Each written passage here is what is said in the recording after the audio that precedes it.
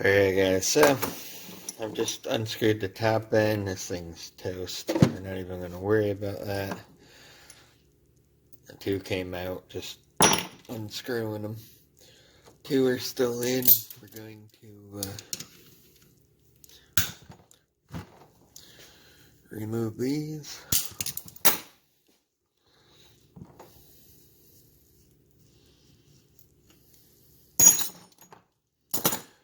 Don't really got to worry about that.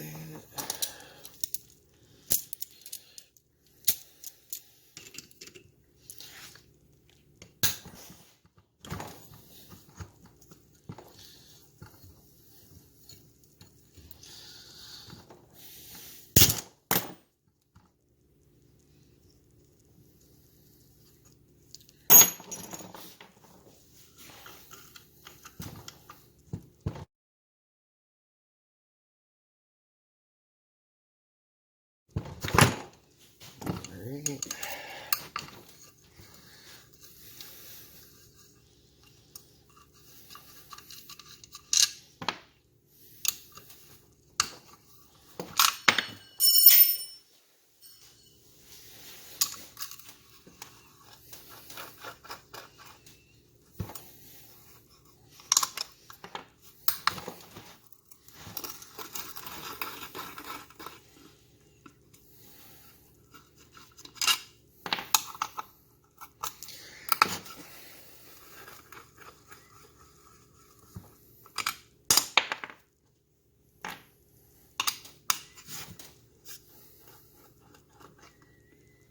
No.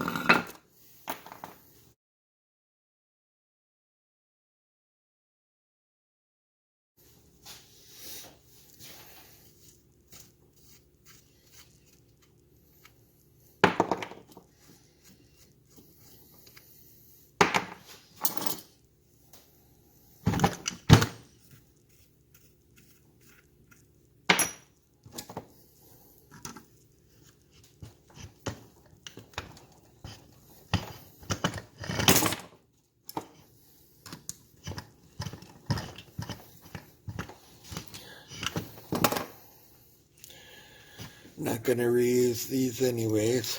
These are gone.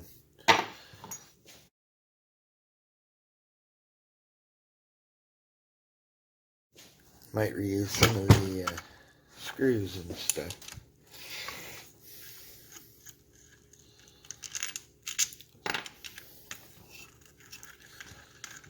Arms don't look too bad.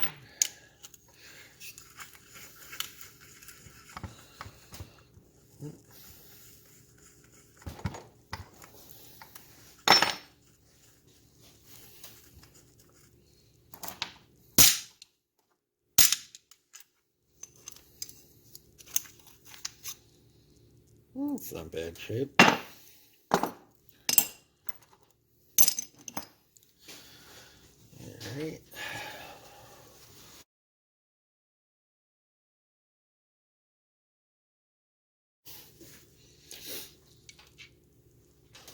Look at that. We have vegetation on that one.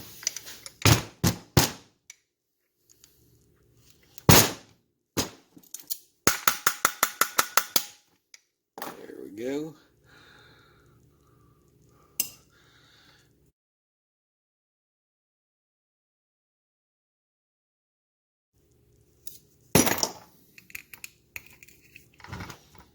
Ooh.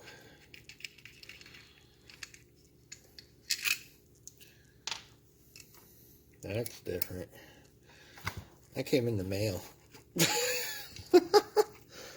Oh man. Didn't leak out in the mail?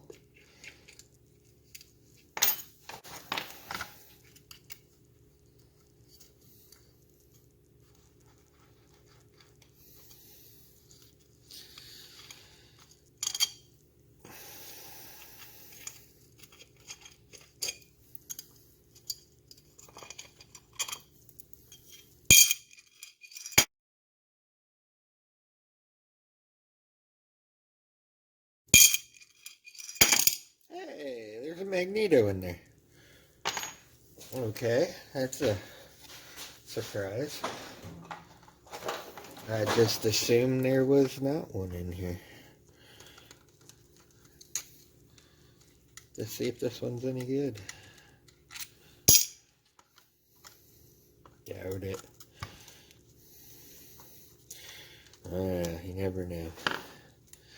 This was not my engine, by the way. Someone just donated this.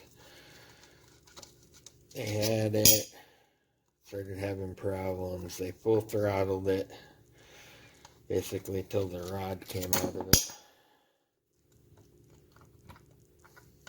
Alright, I got a Magneto.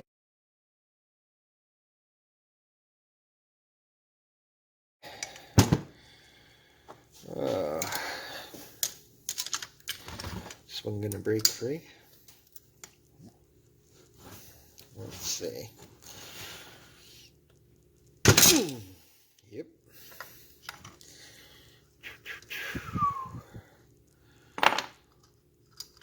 Oh, that's always a good thing right there.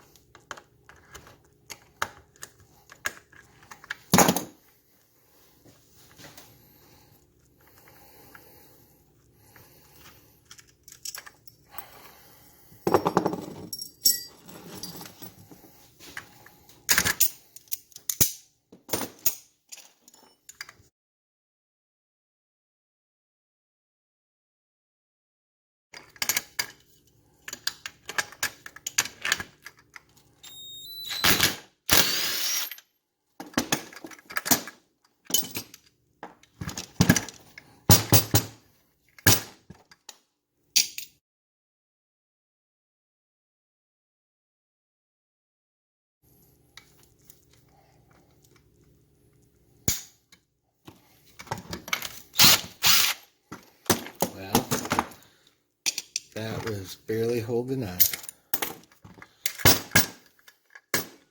Oh! Hey, that's a first.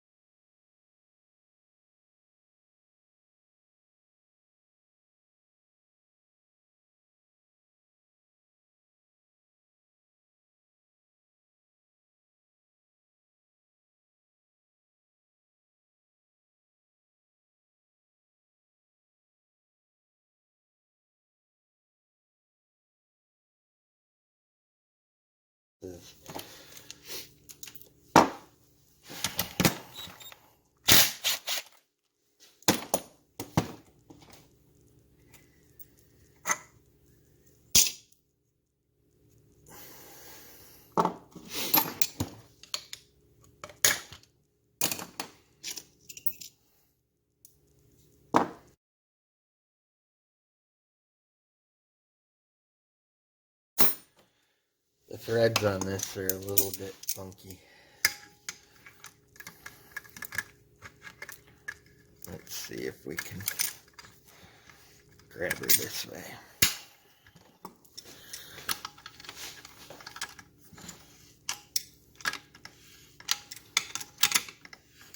This clutch has had a hard life.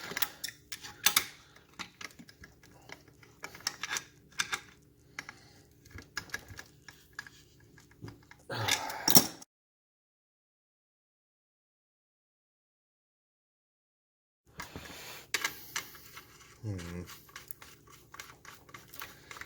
go all the way.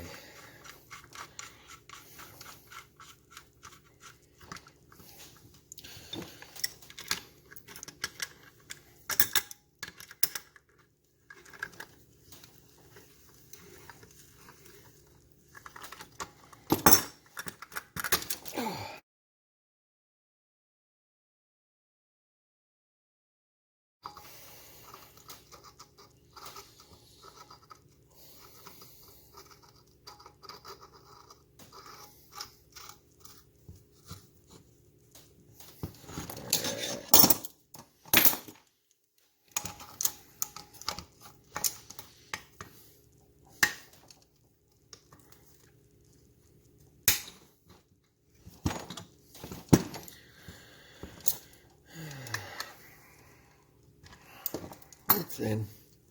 Just want to make sure. Oh, where's the ball?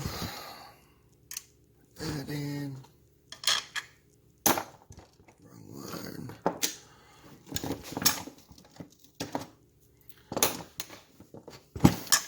Nope, that was the right one. Okay, see if we can do it. Man, magnet's sticking to everything. There we go.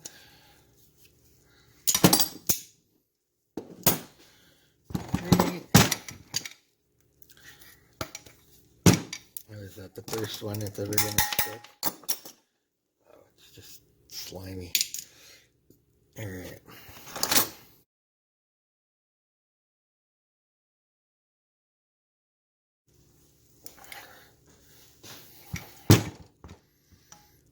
Alright. The next thing we're going to do is remove this. Put it on a solid floor here. I'm going to put this like this. Put this here, like so.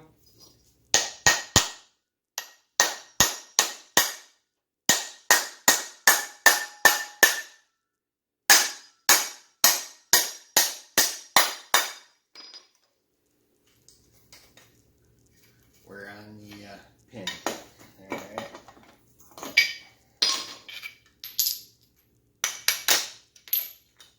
Just like so.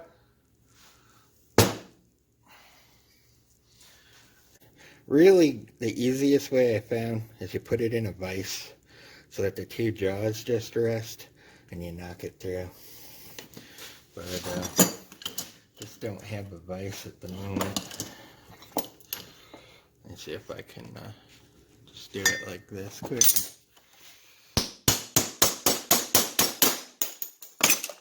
Same idea.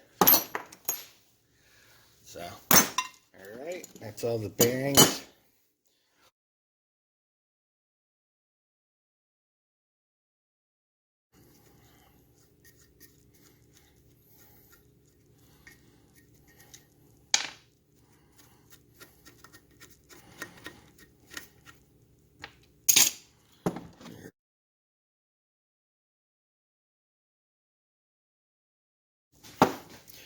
The next thing is to break down the rest of the case.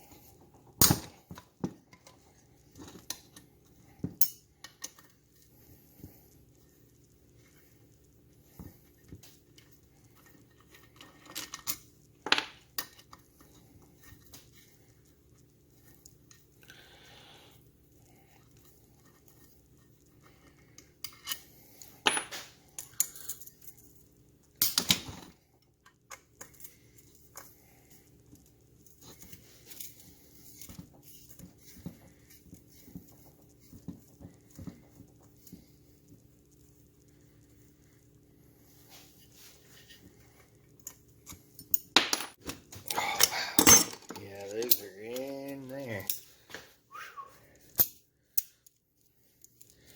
But yeah, this engine looks like it was well loved. Good Lord.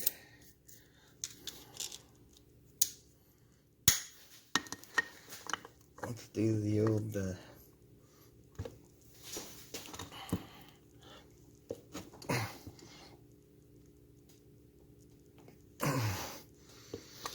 nope.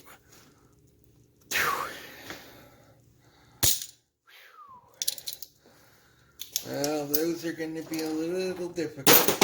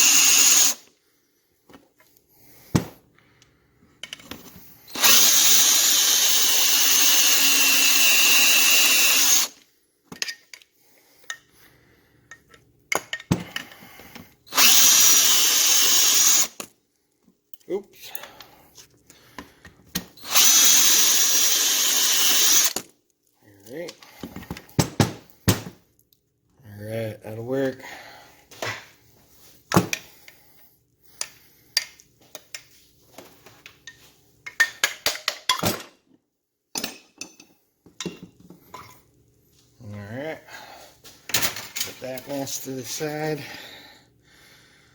Alright, so now we got the two studs there. Ugh. Alright.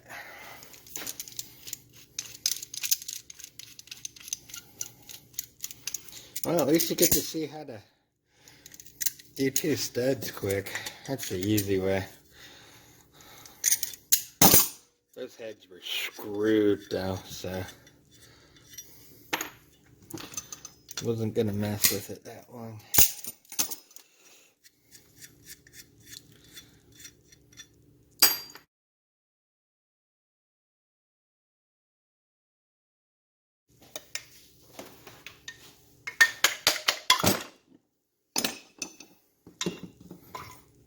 Alright.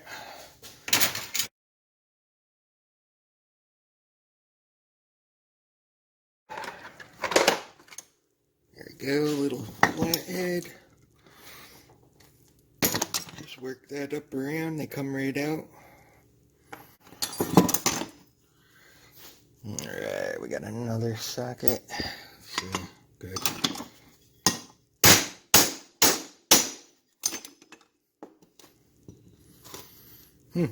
Two different kinds of bearings. Alright, whenever you get one that's really stubborn, oh good.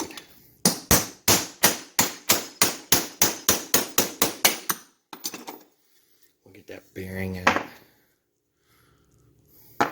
Some decent bearings. Oh, pop it out that way. Alright.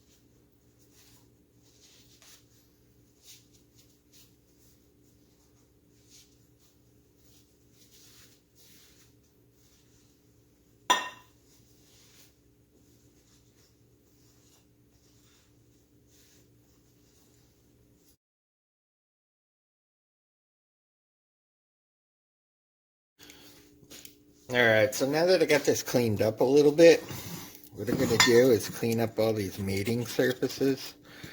You just take a razor blade on an angle, scrape them free. Try not to, dig into it. You just want to skim it off the surface.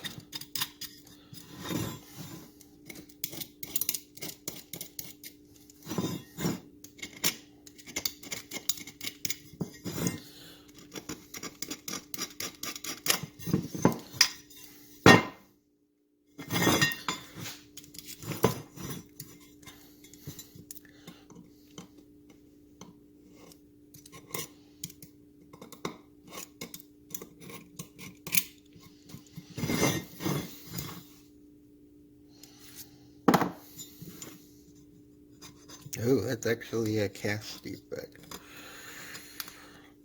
Alright.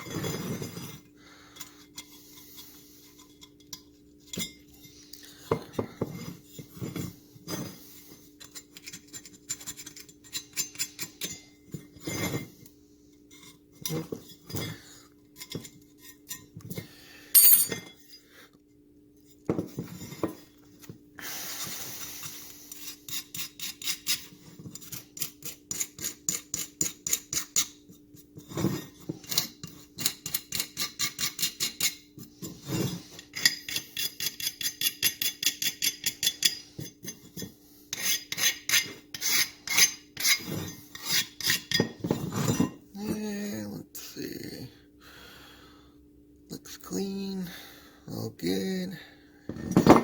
Alright.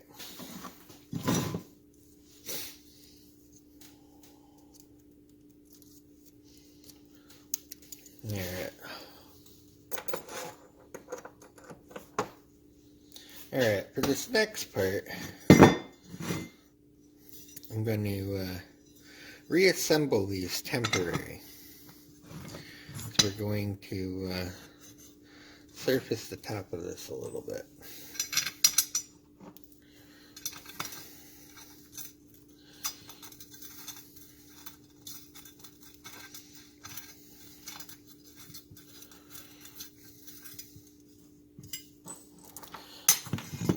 So what I like to do is get these bolts in.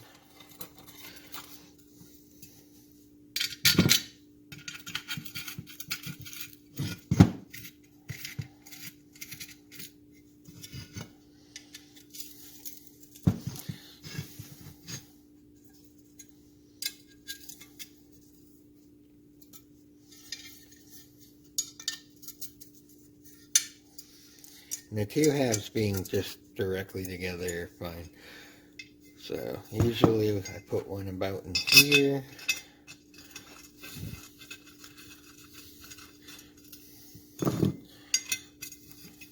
We want to just make sure both halves completely secured all the way around. Alright, so next thing I'm going to do is on the flat counter, since we have this off, we are going to make sure this is all nice and flat, try and get any of these defects and such out of it. So we'll get to that in 1 minute. Alright, so I got a piece of glass here, and I put it just over the edge, that way we got a nice flat surface. Piece of sandpaper. Add a little water.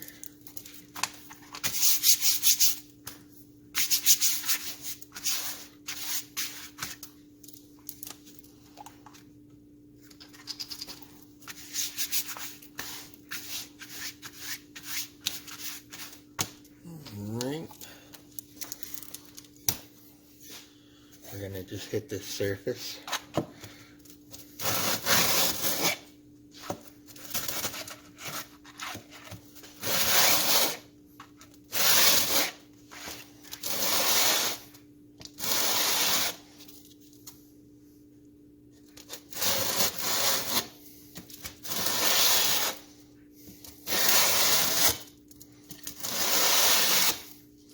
I just want to get all the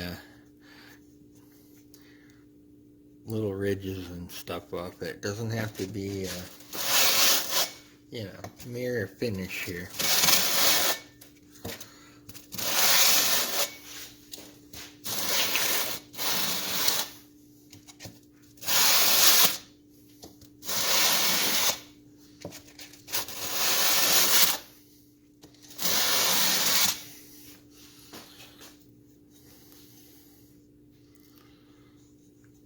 Not bad.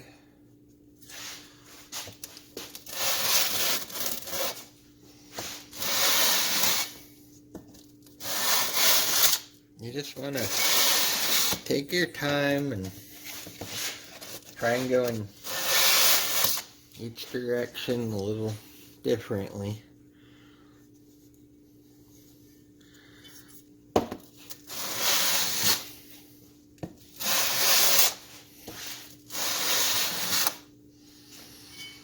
Let's see. So everything's pretty good. You don't have to get a super mirror finish on these. A lot of people will. I mean, you don't really have to. Just as long as there's no deep grooves and stuff in them.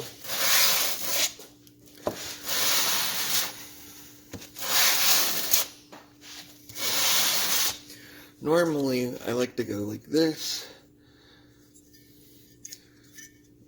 In that kind of pattern, but you know, we have this in the way, so that's not a option. But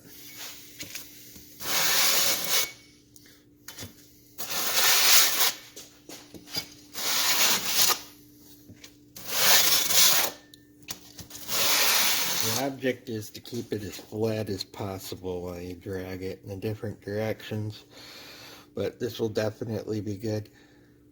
These are just mill marks. I use a fly cutter and run it over, but it's all nice and level. Basically right here and here, so the two main spots. And you know, anywhere's around the threads and stuff if it's raised. So this is definitely passable right there. So, alright.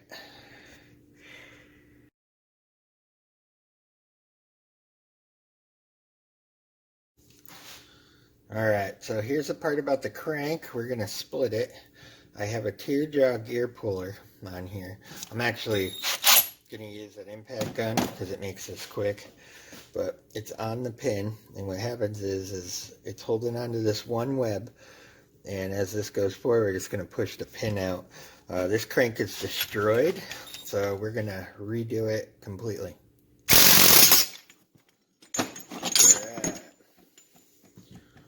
Oh, wow. So, that's what's left of the bearing. Holy Nikes. Alright. Alright, I'm going to give you guys a close-up of this rod, if I can get it to... Do you see this damage? From the bearing going. That is a completely screwed rod. You would need to replace this 100%. But this is tore up now. All that wear, you put a new bearing in there, it's going to toast out. So I just want you guys to see that and up close. That is done. Alright.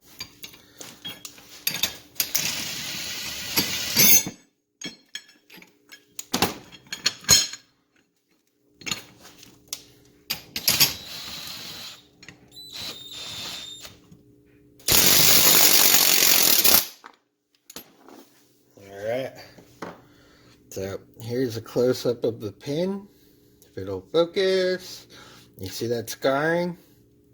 That pin's done. Right there. That is toasted. You put a bearing on that as well, you're in deep trouble.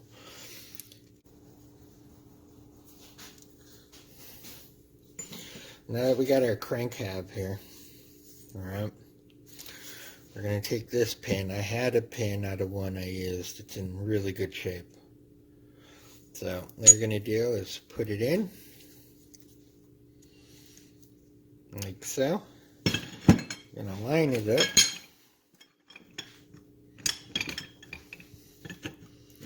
You want to keep everything as straight as possible, and you take your time.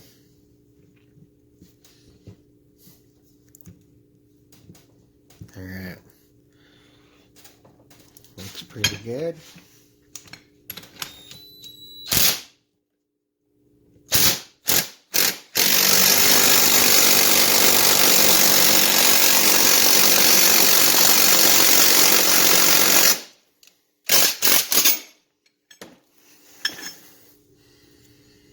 Almost.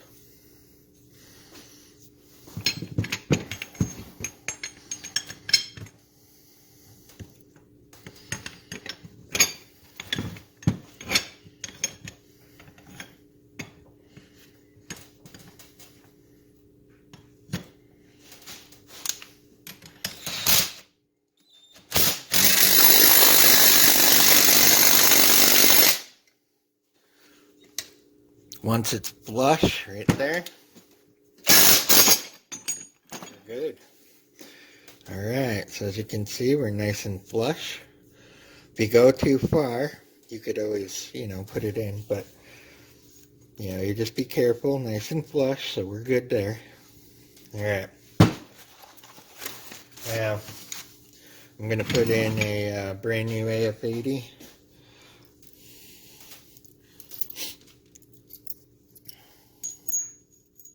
Feels good. I'm going to put this aside. Brand new bearing. Alright. Make sure this fits snug.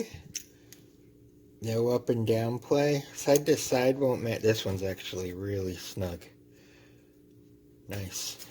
Alright, so we're going to put the other side back on. And something else to note that I didn't say anything about. You notice there's a small amount of grease that I put on these two. And that makes it easier to slide in and out. So now that we have this all tested and it fits great, we're going to put a small amount of grease on it, get it ready. I like to just do that. Alright. Get my rod on. Alright. We're going to take our other crank web and put it on like so. Alright, we want our pin opening now to be on the outside. There we go. Just like so. Everything is 99.9% lined up by eye right now. And these two surfaces are pretty good with each other. Alright. So what we're going to do is this though. It's a neat little trick. You put your two arms on. You got to get them nice and centered. Alright. And they're holding these two halves together in a minute here, and I'll show you why. We're going to take this big wooden clamp. Alright. Come on. We're going to get these two claw surfaces nice and flat up against it. And it'll hold these two halves. We don't want them super tight, but enough to keep them aligned with one another. Now it's going to hold these two halves. Tap this a little. Alright. Perfectly straight to one another as we put this together.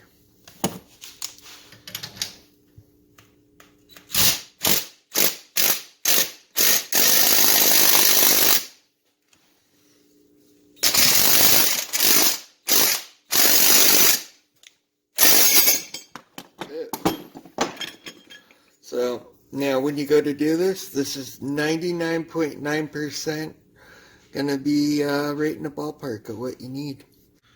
Alright, so I want to show you guys what's up. I just put this in and put an elastic around it so it doesn't, like, you know, kill me. Anyways, here we go. Straight off the last part. Now it does have a little bit of You got two options here. One, you take like a wedge, like I said, you put it in. You keep tapping until this gets perfectly true with an indicator, which I've done a million times, and I got a couple videos. I guess I'll just post part of that in one. I, on the other hand, am going to be extremely lazy, because now that I learned the small engine repair shop down the road has a truing machine where they just grab a shaft and a shaft, and they use a wheel that runs along it to just manipulate it till it's perfect. They cost me $10. I drop it off. I pick it up and I throw it in, and it is the most perfectly true crank that you'll ever own. You can also bring in usually the piston and stuff. They'll weigh it and they'll actually even countersink the thing for you so it's balanced to your piston, and that's usually about 25-30 bucks. So I mean, there's a lot of places that do it, so if you have that option, go for it. I know they have a truing stand for these, which I'm just not doing. So you can either rebuild this crank like I just did and send it off because it's only like 10 bucks. Or you could just buy a brand new one for 20 bucks off Amazon and stick it in. But I have that option, so that's where it's going.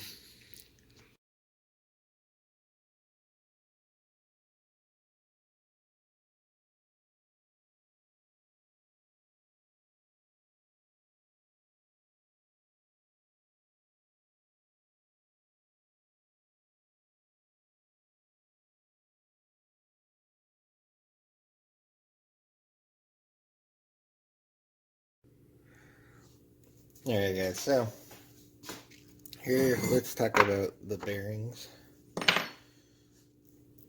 I got two sealed.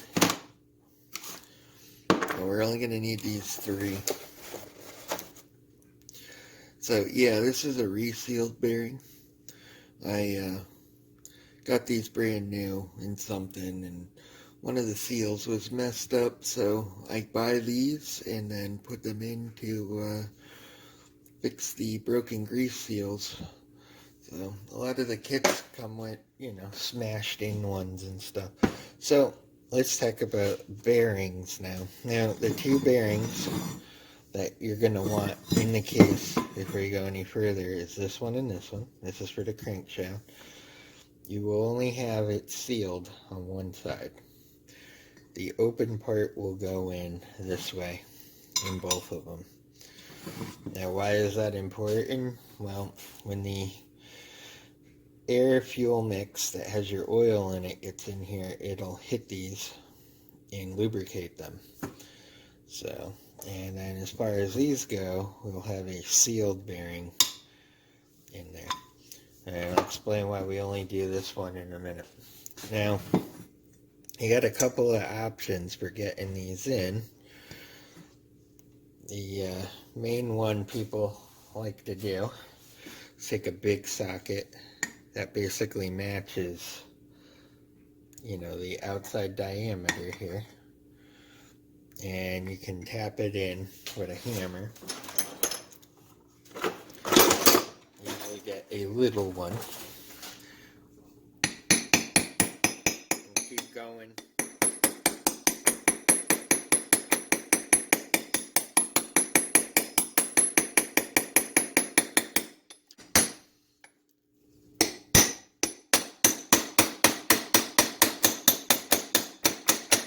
And you keep seating it like that until it goes in.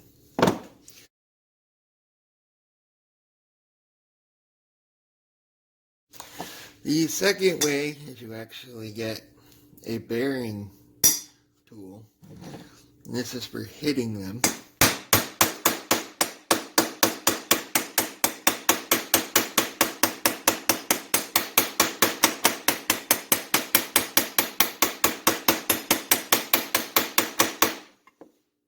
And you can be more aggressive with it because this will not screw up your bearing.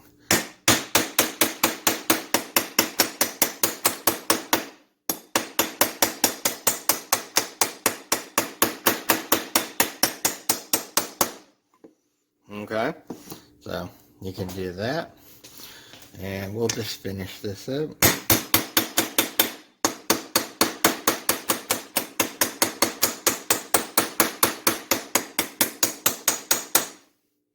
We're almost there. I like to use just a small hammer. I know some people like to just beat the crap out of them.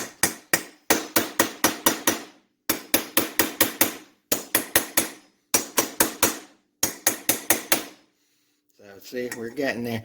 You just got to go all the way around it as you go. Don't hit just one side or it'll go crooked.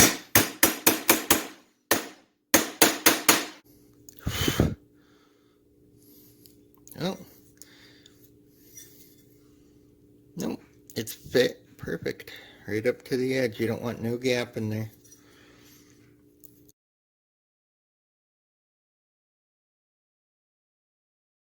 Alright, but since we do have an arbor press, and I don't need to do all that, let's put our bar in.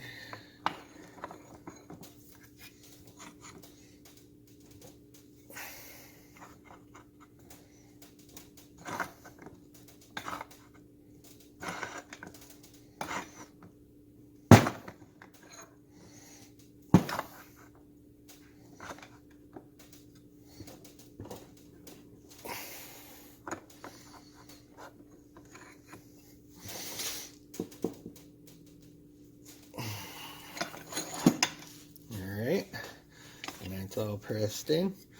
So yeah, arbor press, definitely a luxury item here. But if you got one or a press, why not, right? So anyways, and this one will stay out till we get ready to reassemble. Now, the next thing you're gonna want to do is the side that has your clutch assembly, you're going to want to put a double sealed bearing, which is a seal on this side and this side, because this is not going to be lubricated over time. And again, you can put a socket on there like so and tap it slowly, or the little dolly, but we do have the technology to press these in.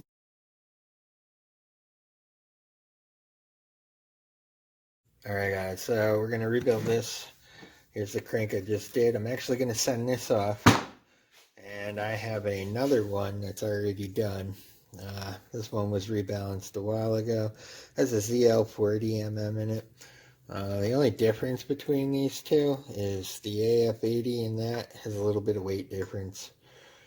So there's not a this one's a little beefier. I mean, it's only going in a 80cc build here, so, but we don't have to use that the lengths and all that, and the crank stroke of this one's perfectly 40, so that was my goal anyways. So anyways, now that we got our crank tabs, very important, this side, you put it in, goes in the side the Magneto is. Alright. And this side, like that. Alright. So we're going to get pull this apart. Usually the cranks pull apart pretty easy like this. So a lot of people are scared, thinking you're going to have to pry the crap out of this. This is usually the part that's really hard to get out. But, see, in general, you can pull them apart by hand. Alright, let's get some seals in this, and then we'll get cracking.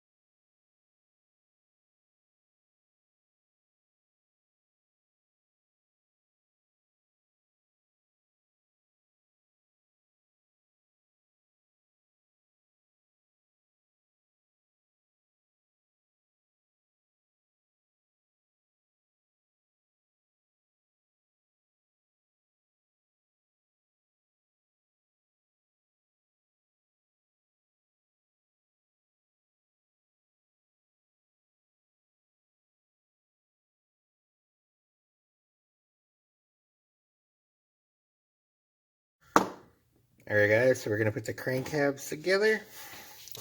Remember, this side goes where your Magneto is.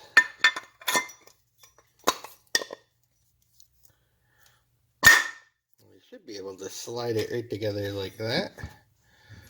Alright, you're going to want to take a pair of scissors and cut this. Alright, let's make sure it all lines up. Alright, that looks good. And then you're going to want to put some oil. I just use 10W30 motor oil. You want to get it all over this gasket, both sides. Really helps it seat, especially these crummy paper ones. I really like the black ones, but it doesn't seem like I can find them lately. for the gaskets.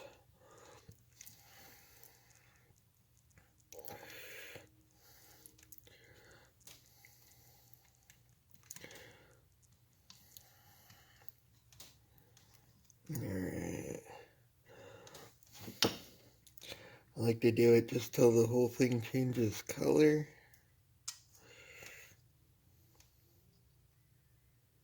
It really helps it seat.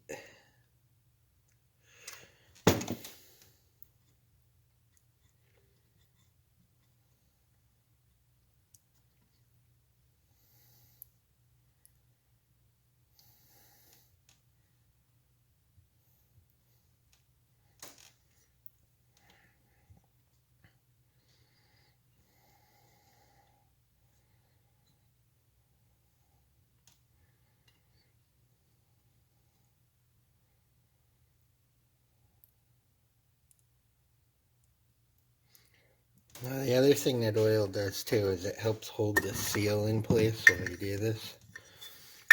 So I like to grab it by the shaft.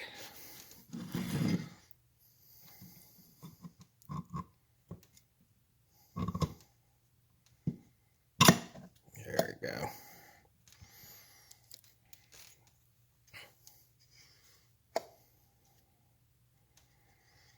Alright, you're gonna want to put these in by hand. Try not to kill your gasket if it's not lined up perfect. I just like to get all the bolts through the holes, make sure they're gripping. Alright. Oops. No, that's right.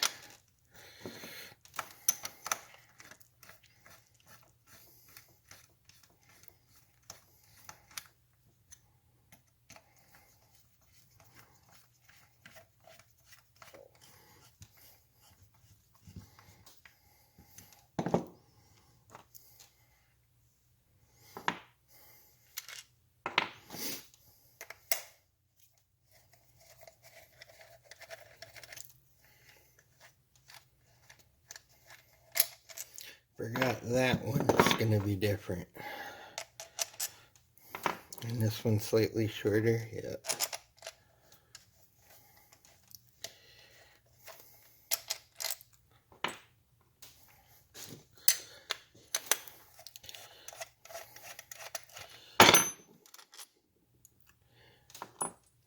Alright, yeah, I almost put it in the wrong one.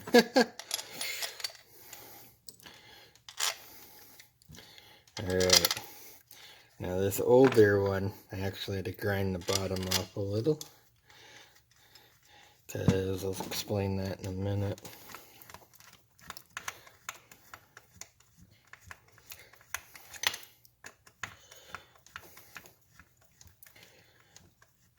Yeah, there we go.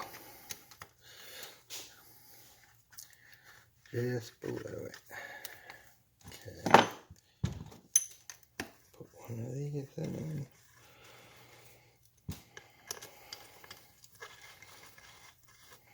Okay. Alright, so we're going to set our torque wrench to 5 foot-pounds. Since that's usually what you do for steel into aluminum, if you don't strip it.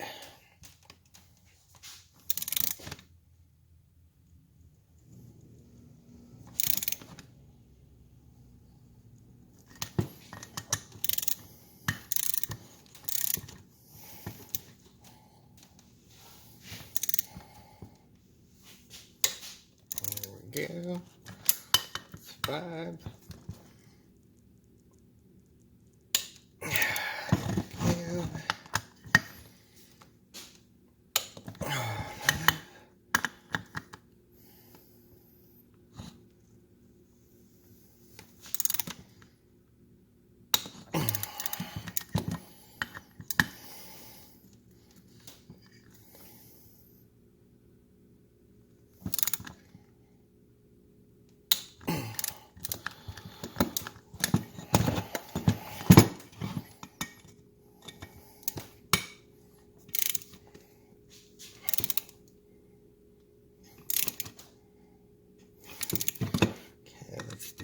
upside down a little.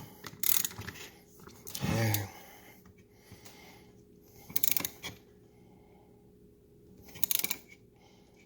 There we go. Okay. Now we got that all evenly done. I'll take our razor knife now.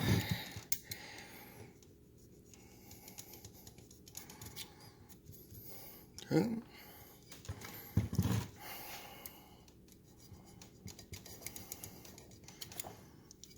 boom. Alright.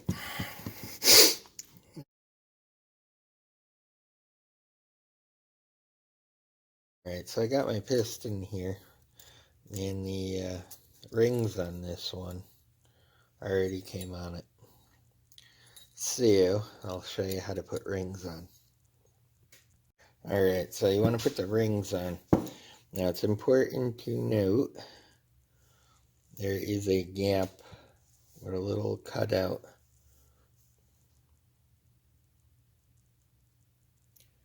As you can see, it's usually almost always on the top.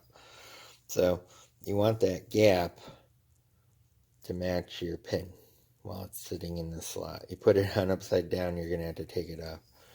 So, I mean, really simple. Putting on a ring is not that hard. Just kind of put it down.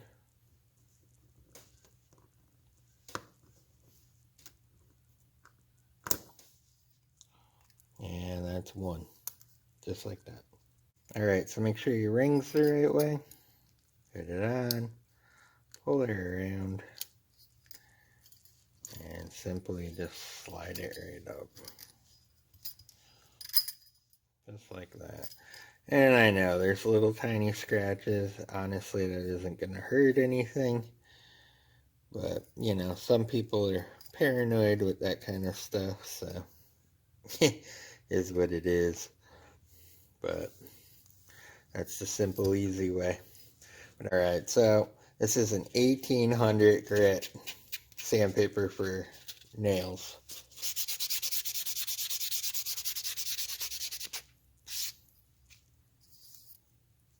There you go. That's how much it scratched that piston. 20 seconds of that. So, not significant. And that's going to wear up anyways, relatively quick. That little light scratch from the ring. So, don't freak out. It isn't super critical. It's the rings itself that seal.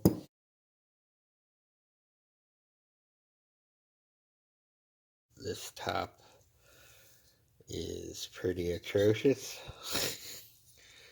So we want this to have a really good surface. So what you're going to want to do, this is glass.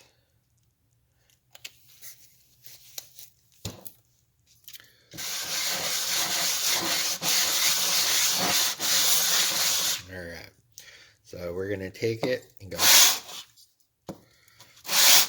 Keep turning it 90 degrees.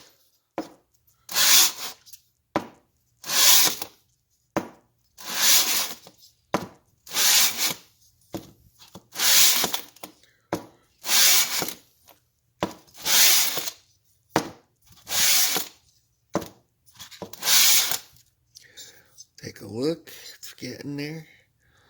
But now you can really see all those imperfections in this one.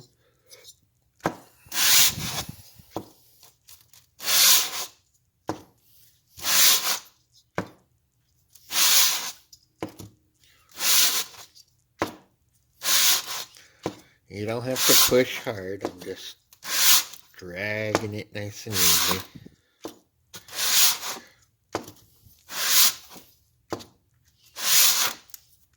Alright, now we're getting there.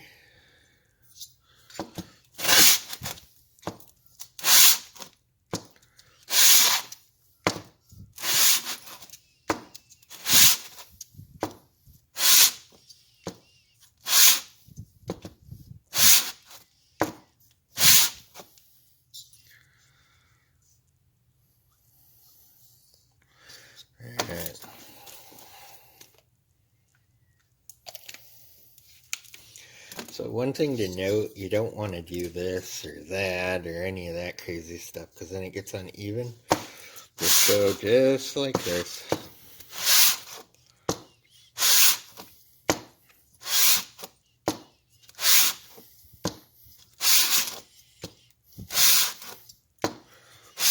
And barely pushing at all on it, just keeping it flat and dragging it.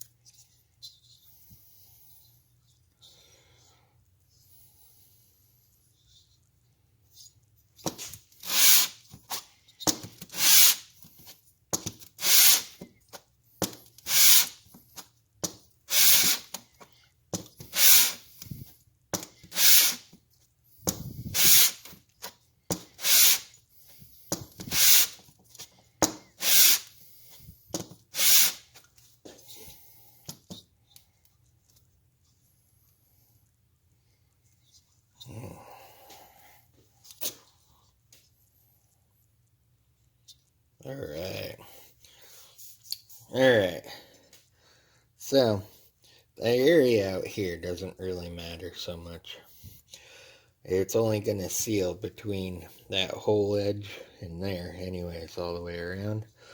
So as long as that's all nice and smooth, and these are below, because these are below the surface, it's not going to really make a big difference.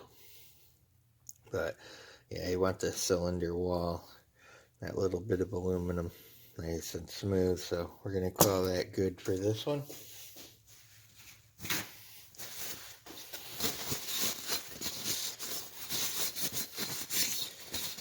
I know a lot of people will go crazy. And another thing, if you got an iron sleeve, be really careful of this edge. It can cut you.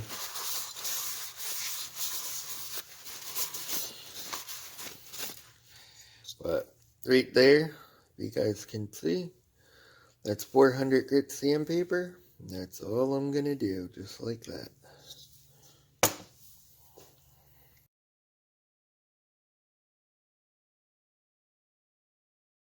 Alright, so this one's just stock ports. It's an iron sleeve. You can see they didn't cut it really well. You know, but anyways, that's for another time. We're just going to assume you either have a regular one or you know how to, match all that and stuff with a Dremel. That's all you. I'm not going to go there, but the space is important. So you either want to have a nice file like this and drag it across to see if there's any high spots. This one does have a few. I do not like using a file, but I do like using an emery file. Alright? And I'll stick it on a file because it's nice and flat.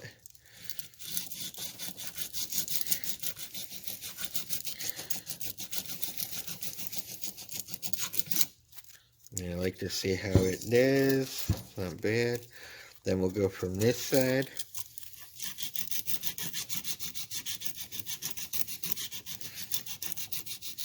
A few like that. And then on an angle. And on an angle.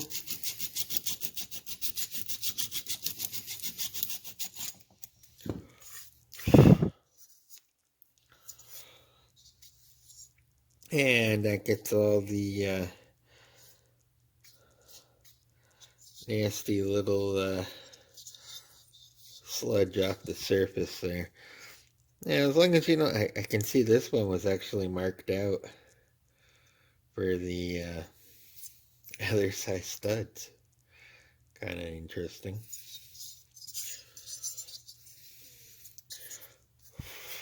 So just make sure all that's clean. And then on this one, do the same thing.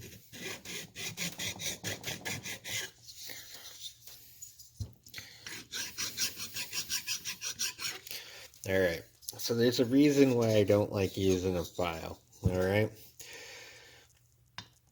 Like this. Okay? So when you're going, no matter how hard you try to keep this perfectly flat, you're always gonna kinda have this motion. Alright? Now with these, they have foam. And it's actually forgiving. So if you put it on something flat that's hard, and you go back and forth, it's a lot easier to keep it flat. See how it went completely easy? Oh, look at that. So we do have a lip on this one. So this is like where I would use this file.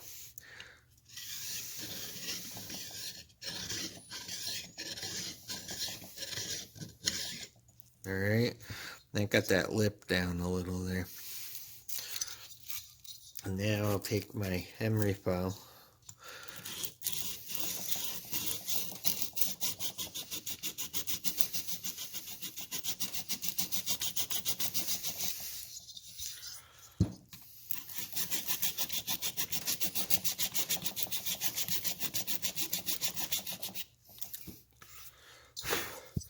Alright, and just enough to take off all the high spots that were there. Like there, there, there. This one's actually a low spot over here, but this is all flat around the port. So we're not going to try and get that even out, because then you'll end up making a big divot kind of deal. Like a hill almost. Trying to get this one side out, you know? And then as far as this one goes, everything's flat around the port on this side. There's a high edge here. And a little low edge right here. And all in all, it's not too bad. So, you know, the gaskets, when they get compressed, they're going to fill in a lot of that. So, but this is nothing to worry about because it only seals between those 2 points. So, you know, you can't nitpick on stuff like that. I mean, you can. You have like a nice surface grinder or something, which I do have. But I'm not trying to do it in a way where, you know, no one's going to have a surface grinder. So as long as you get it like that, you're good to go.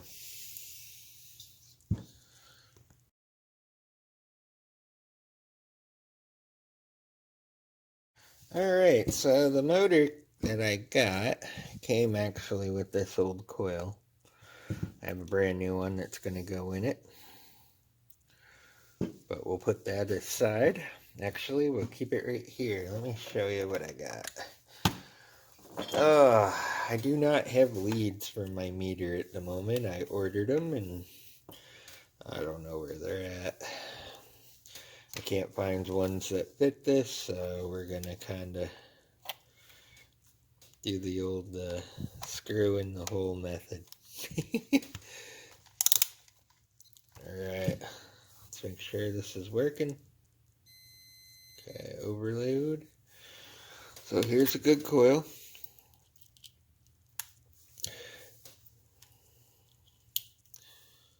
Yeah, we should read between 320, 340. And we're at 324. And that's the brand new one. Alright. So here is the busticated one. Well, I don't know if this works or not. Let's see what it's got. And this one's 3. Come on, balance out. It's 330s. 329. Alright, so that's where it stopped at. Oh, this is a good coil. Well, if that's the case, we're going to save it, but I'm still going to put the new one in. Let's see.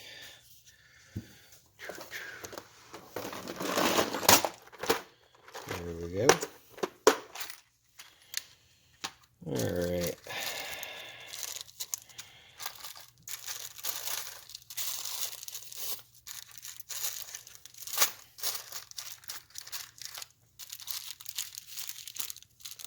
There we go.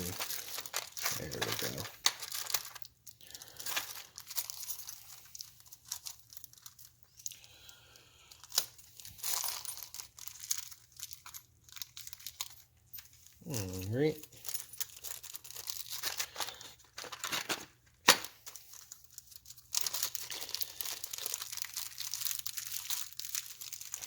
Now these are just male bull connectors. You can find them at automotive shops and stuff. Alright.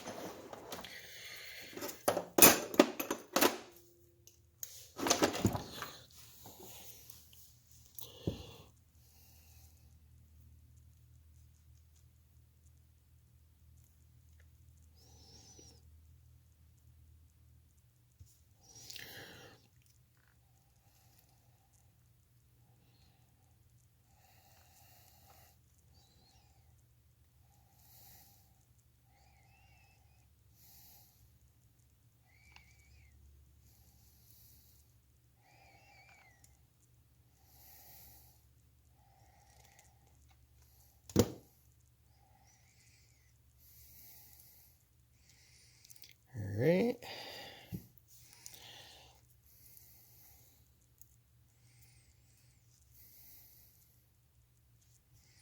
Oh, almost forgot to put it on. Alright.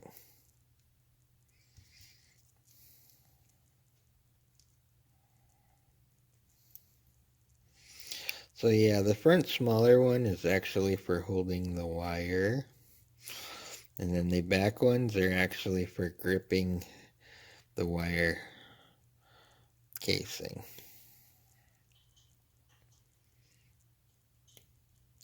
So you just fold one over, fold the other over, and crimp down just like so. And we're good to go. I got me a spare coil here now.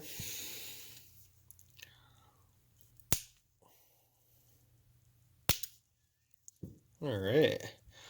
So that's the one that came out of it. Still good. Could reuse this, no problem. But I'm going to put in this brand new one anyways. So you got one of these, I guess you could put that on too, but it didn't come with one, and I didn't even know it was going to have a coil in it. But there we go, I got a spare now. But that's all. So those are just bullnose connector, male. That's how you put them on. They're same as those. And what's funny is they actually put these on backwards. Small end goes towards there, big end towards the connector.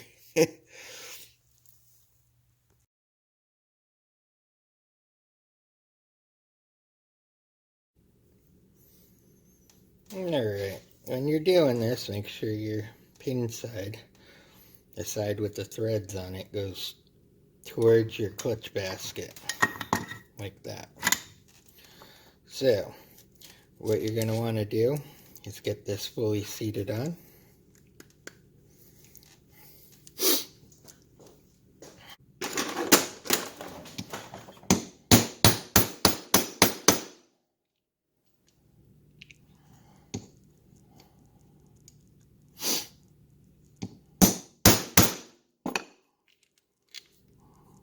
Alright, now that bearing should line up perfectly just after the keyway. It'll sit perfectly flush. Alright, if you can see that right to the bearing.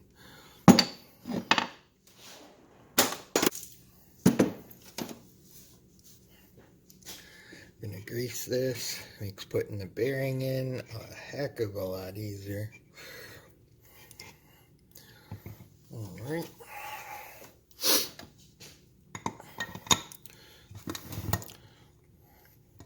Push that in as much as we can. Alright. So, this is where these come into play, where they're pretty cool. So, what I do is I put one on the bottom like so.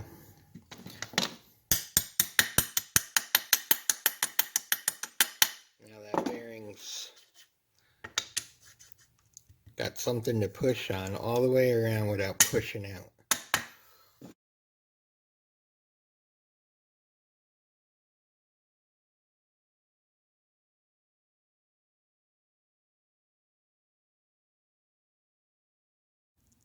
Alright, so what we're going to do now is put this one in here, like we had it.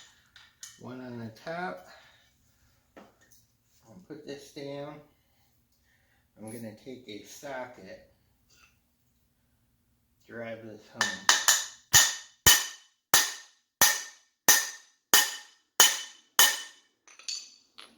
Alright.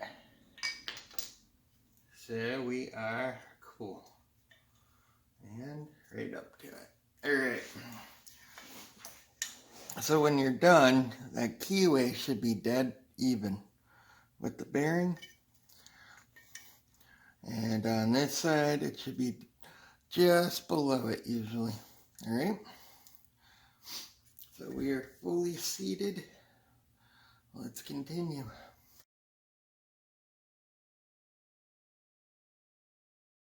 So next we'll put the clutch in. I wanted to show you guys. This one is whipped. It's really bad. So we're not going to use that. We're going to just replace it since everything's off. And the other thing to note too, the bevel gear on this. If you notice, I don't know if it'll pick it up on the camera, but this side is a lot thinner than the other side. They're pretty much worn out, so we're going to replace that as well. So here's my new clutch basket. Alright, so we're going to put the key in for the clutch now.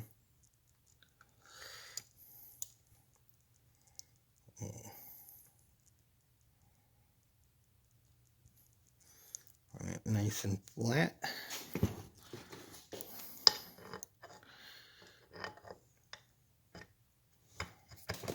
Alright. Alright. Now next you want to put your retainer washer in.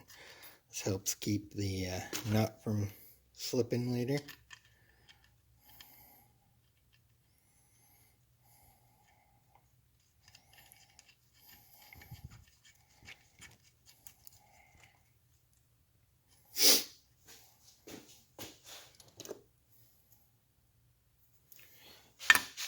And we're going to use a 3/4 since my other socket is for 1/2 inch, and I don't feel like looking for an adapter, but 3/4 works with this just fine. Alright. So we are gonna, there's 10 and 15.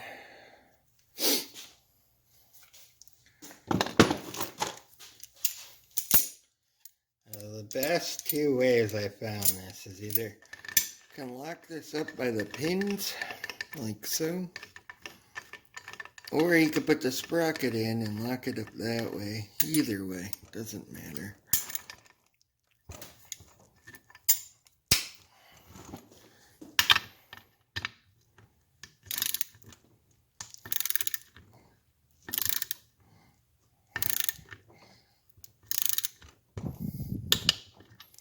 There you go.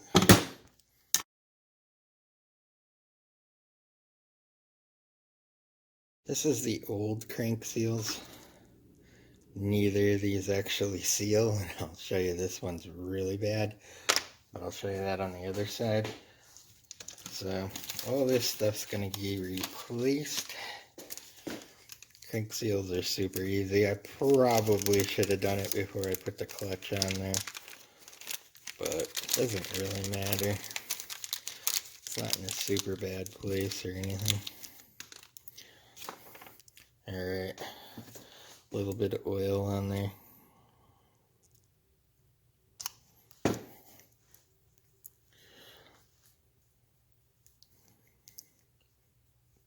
Alright, always make sure your spring's in there.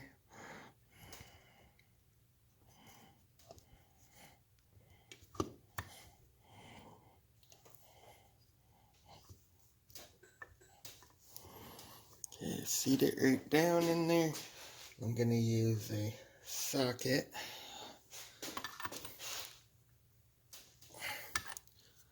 And just press it in all the way.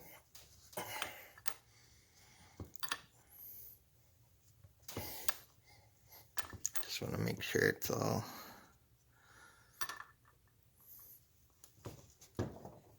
okay. Good, we're in good.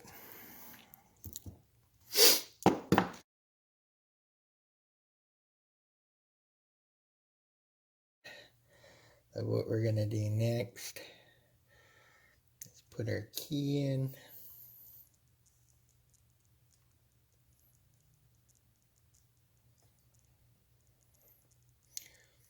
Just like so. Alright, so we got our key in. I'm gonna put this on. Just like so. Alright. Give it a couple of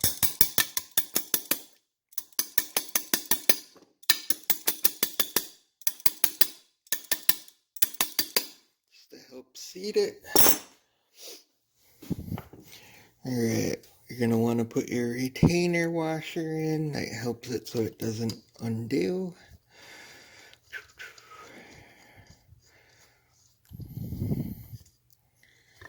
Alright. Going to put this on. You want to get it up towards the top. Just lightly. Alright.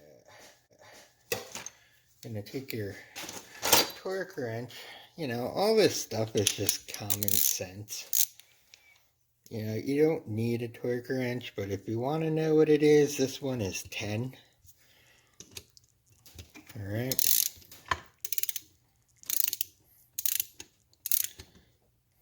Alright.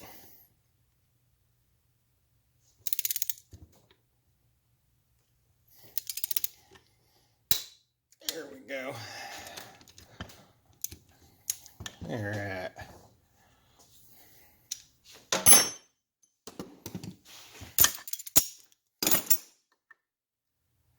Good deal.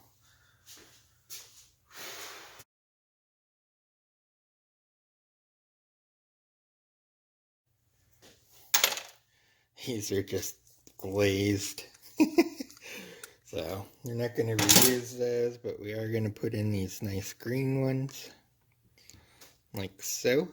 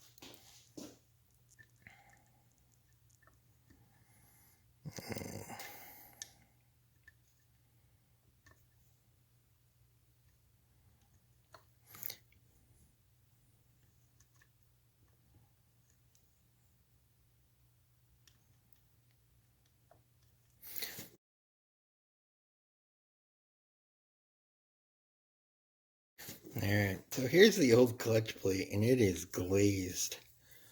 Alright, I'm going to show you a super easy way, if you're going to reuse this, how to fix that really quick. It isn't going to hurt anything. It's what people have done for years. So I'm going to point you to the floor. Alright, you find a nice piece of concrete.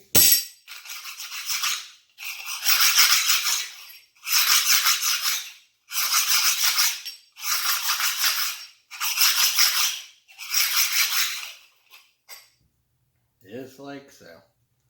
Now you got a nice unglazed clutch. But we're going to replace that as well with a brand new shiny one. With a brand new one. So, alright. So, I'm going to put this spring under there. This is the new one. Yep.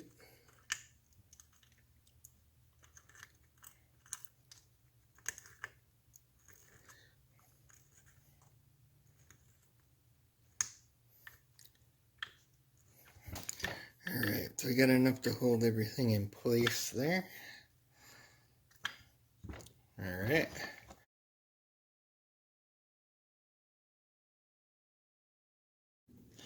Alright, another thing, this was the sprocket that was on it. It's worn. That's pretty bad. So, we're not going to put this back on. I believe this was off of something else that got killed, but it's decent shape, so, you know. Alright. So let's get our key in.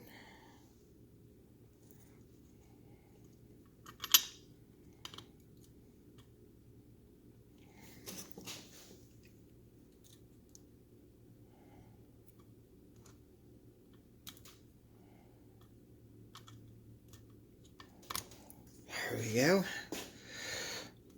Okay. Give her a little tap tap. Go.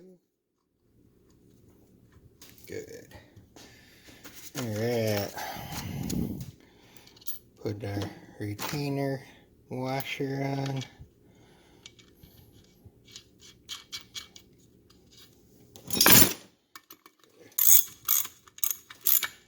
Okay.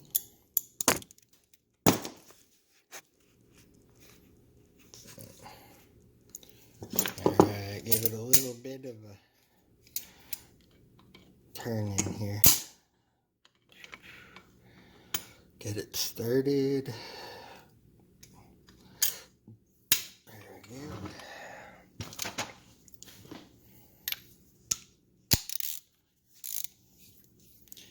Alright.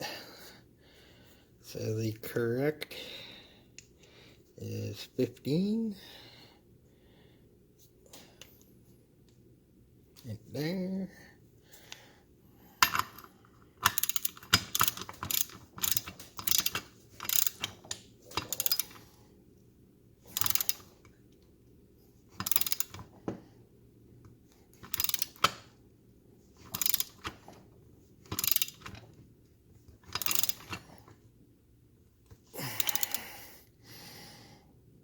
There we go.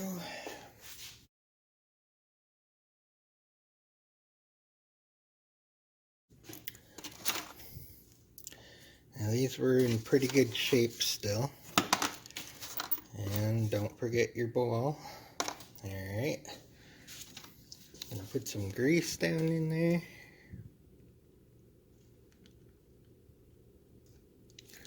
Okay.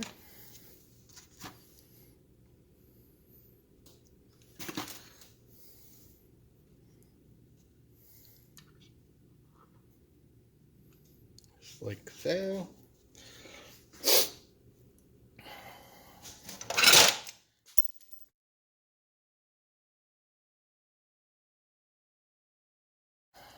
Alright, got my clutch cover.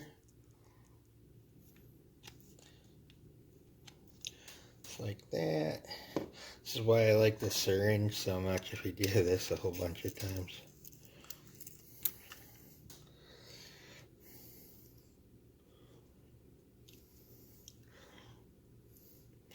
I like to coat it all. Alright guys, so I don't have the flour nut in yet.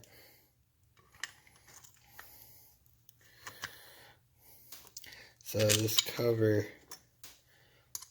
in theory, is going to be stressed trying to pull that spring in.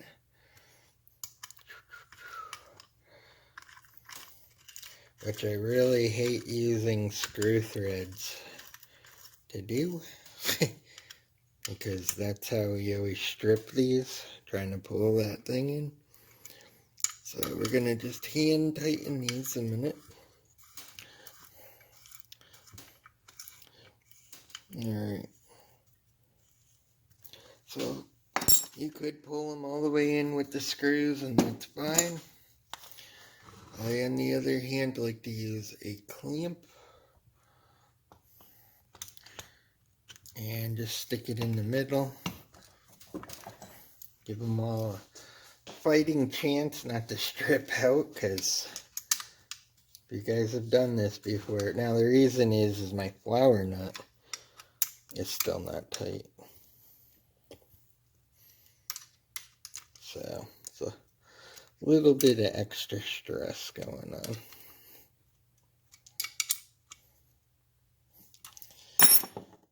Alright. Since we're doing everything to spec here,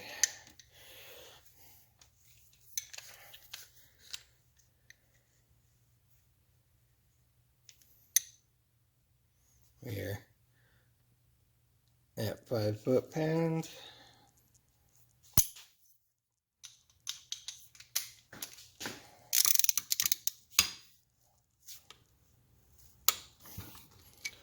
One, two. Alright. So that's done.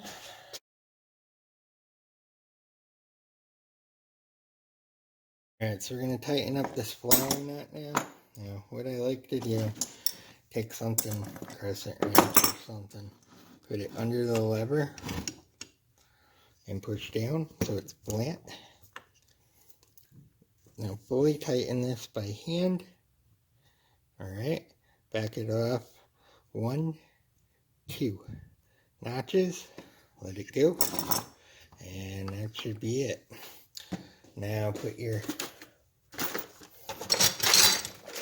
flour nut bolt back in.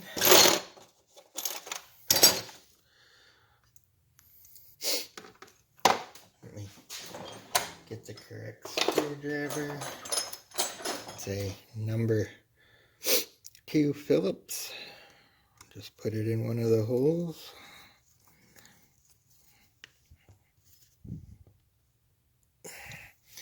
And that's it.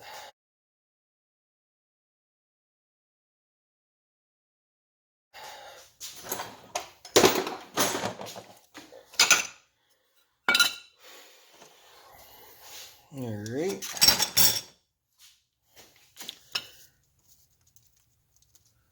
So we're going to put this on.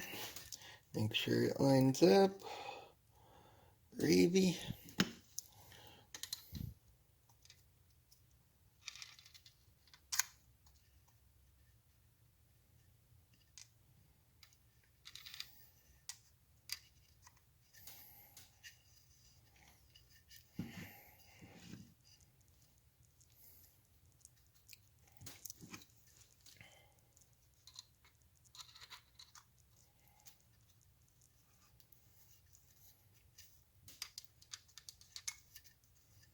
Yeah, everyone always asks, why do you do that? It's just because it helps these seals really seat. I mean, it takes a couple seconds.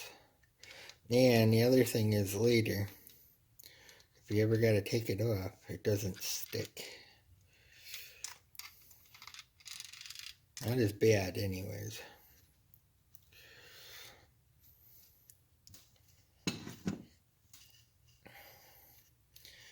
you know, a few seconds ain't gonna kill you to do this.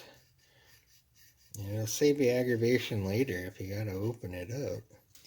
That's for sure. It won't be as much as a pain. Alright. Now the one last thing. I shoot a little bit there. Little bit there. And that's it. Let's give her a few turns. We can do it. Oh, here, let's move this.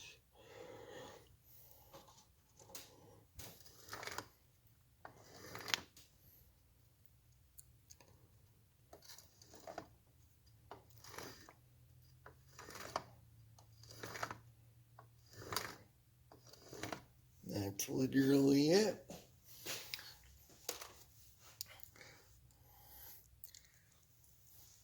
Alright. Put our gasket on.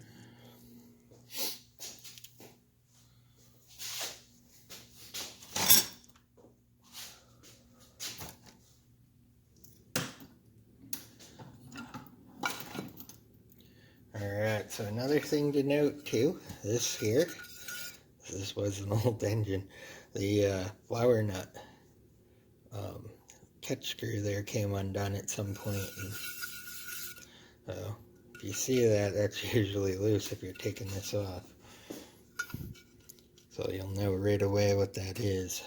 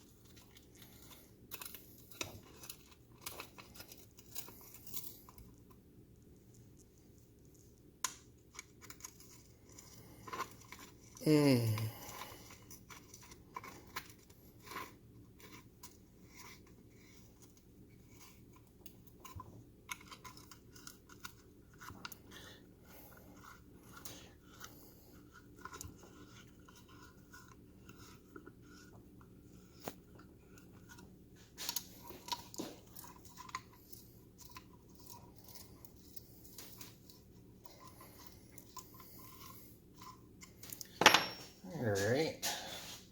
Now the really nice thing about when, you know, you can get these pretty cheap, these, alright, and put it at 5 foot-pounds. But these torque wrenches are pretty cheap, you know. And it's really nice to have, because when you're tightening, say, these, and you hear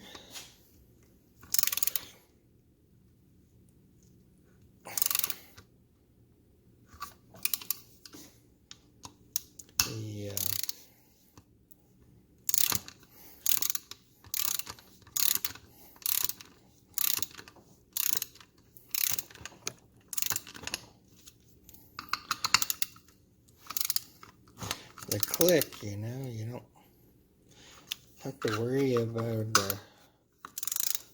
stripping these. I got a gasket here, so compressing it. Alright, this one will go all the way.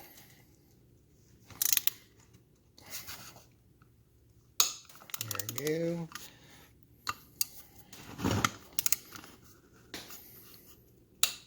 There we go.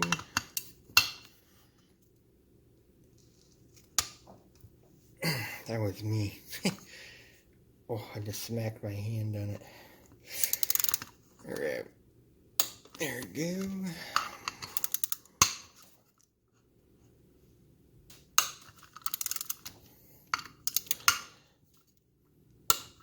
But yeah, it's kind of nice because then you don't have to guess, you know? Worry about screwing your stuff up as you go.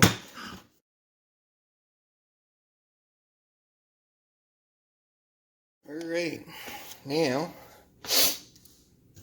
I got a, you know what, before we go, I was going to show you guys something.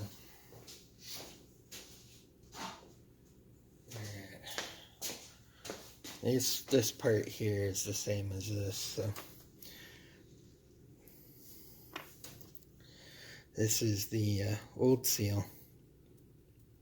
See how loose that is? It literally can fall off. Here's the new one. Fits like a glove.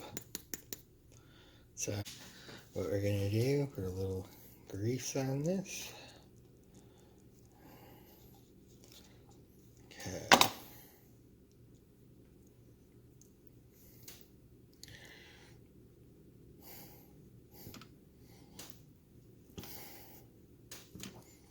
Finger start it, like so. And then I believe this one was the 3/4. Should fit. Press it in.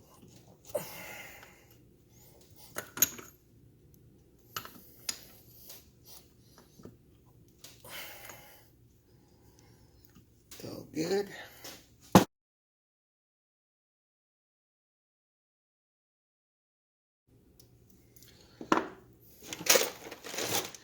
So this key is kind of messed up.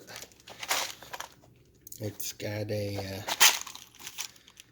looked like it got hammered on at some point. So we're going to put in a fresh key. Those are pretty cheap. So if you get one that's kind of like funky and stuff, I mean, you could grind it off, I guess. Much easier to just replace it with a fresh one. Alright, to make it easy for you guys, I'm going to do it like this. Alright. So when you put your magnet on, make sure it's clean. You know? And you want this key to be in the 1 o'clock position. If it's this way, you're not going to run. So make sure it's 1 o'clock straight up and down where your piston would be. Alright, that's on. Use a fresh lock washer. Put that bad boy on. Oh, this is either 14 or half. Here's a 13. No, it's going to be 14. So 14. Yep. And we're not going to go crazy. We're just going to tighten that down like so. Oops. And you just hand snug it because that lock washer is going to hold it the rest of the way.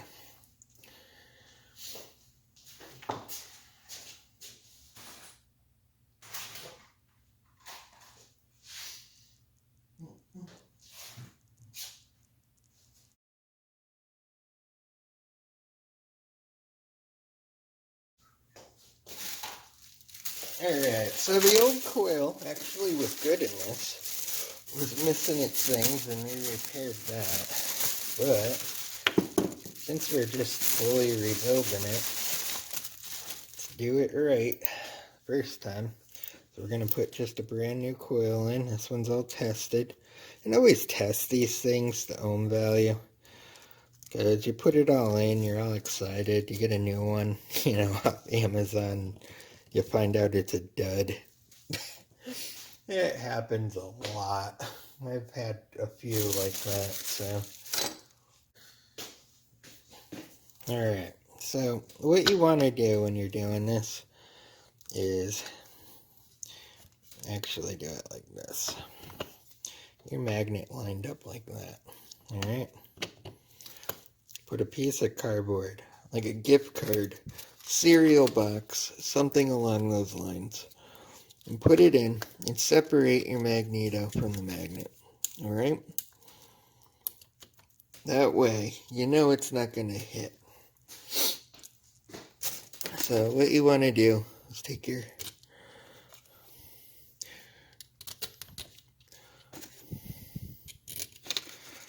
Alright, so take your hardware like so. Get a number 2 Phillips.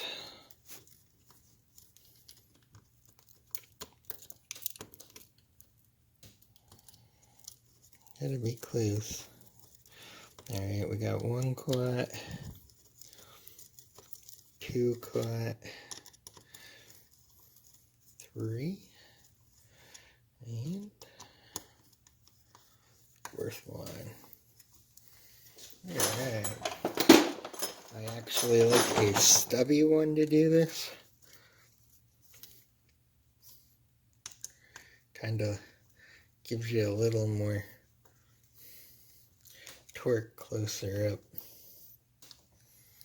Now you don't have to go crazy, just hand twist it tight.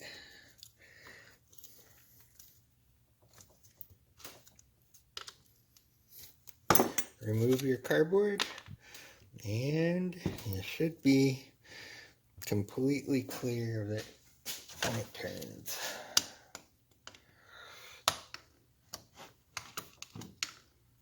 We're all good. Alright.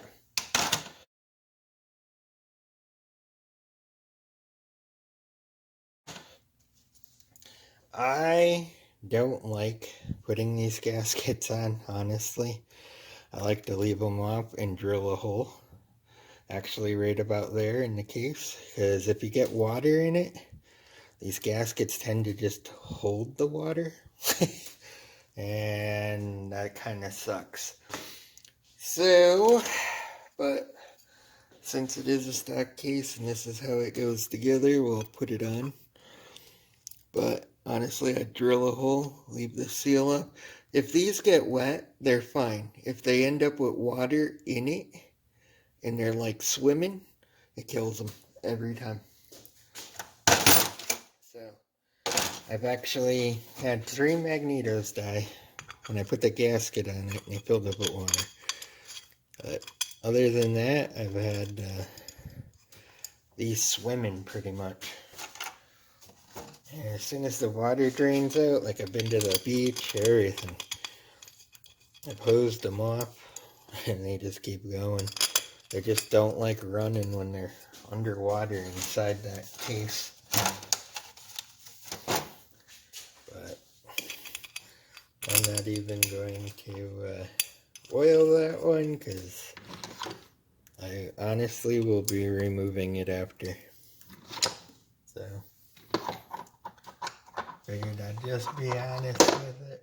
But yeah, they usually do blow.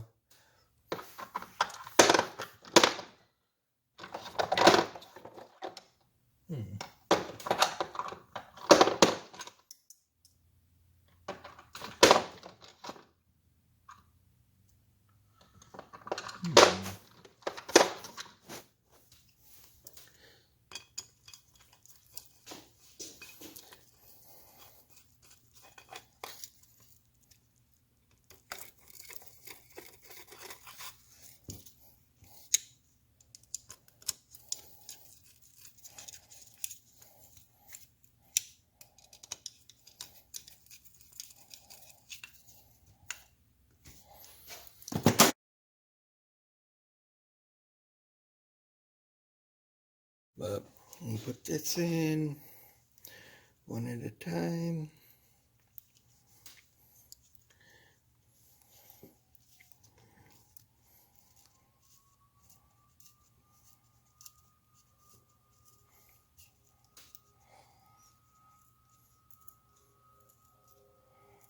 Alright, there we go.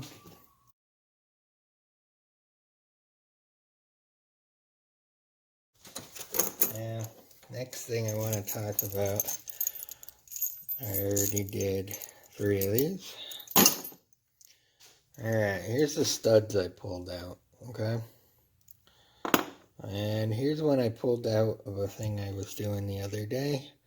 If you see a stud that's completely rounded like that, replace it. Don't be like most fools and shove it in the aluminum because you're gonna strip your freaking case out.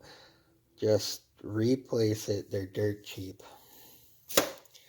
So, on the other hand too, another thing, replace the lock washer. Okay? Don't spread it, don't reuse it, they're toast. You got crappy, washers and stuff. Throw them out. So we're gonna go ahead and just use this new one on that one. So yeah, I mean, just something to take note to when you start getting flat spots on these threads, even after you try and chase them. It's just time to replace them. Put in a decent one. It'll save you a bunch of headache down the road here.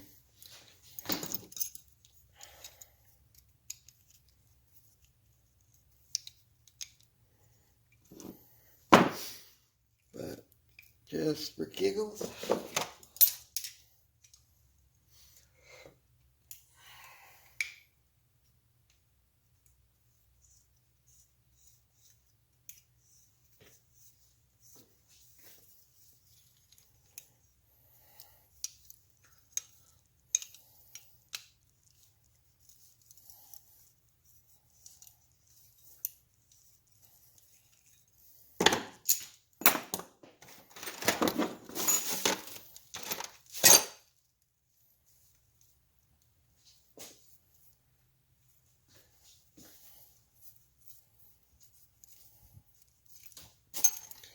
Alright, so the other thing, since we're going to use this, oops.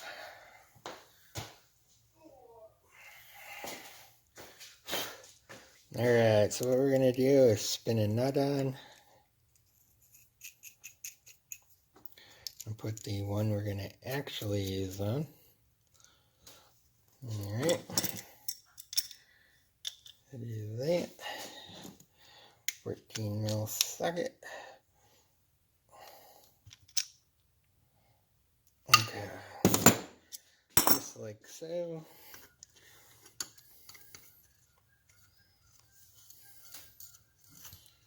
Alright.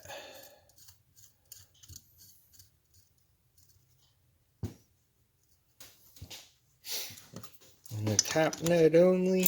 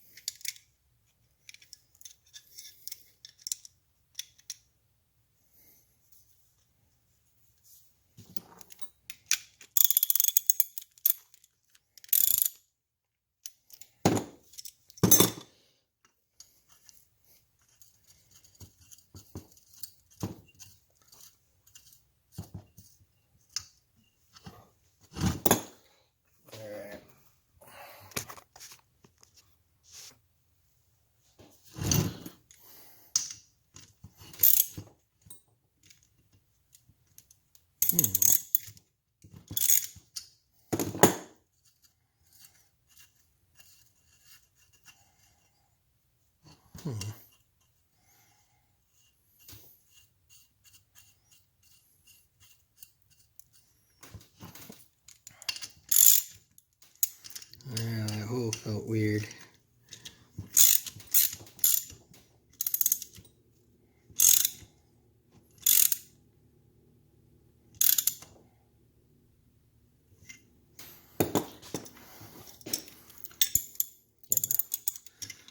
into it a little further.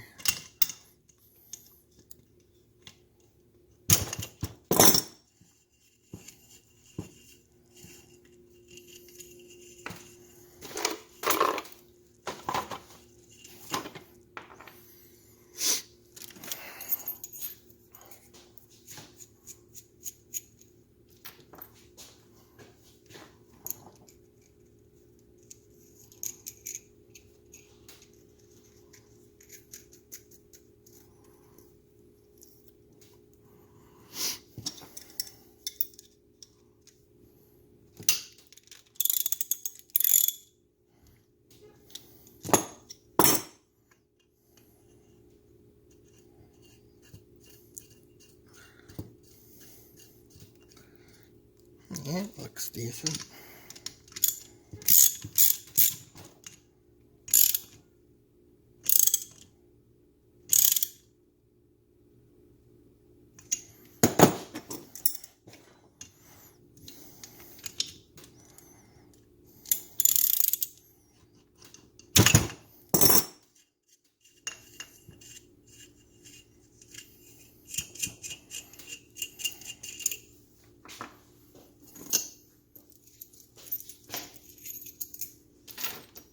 Right.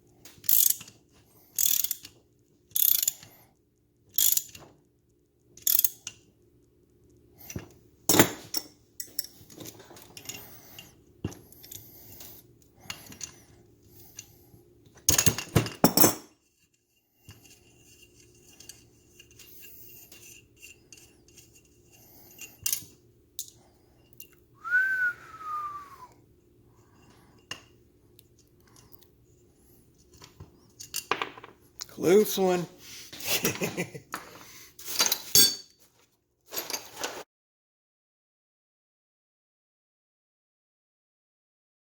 So here's the top end, and what we're going to do is throw a little grease.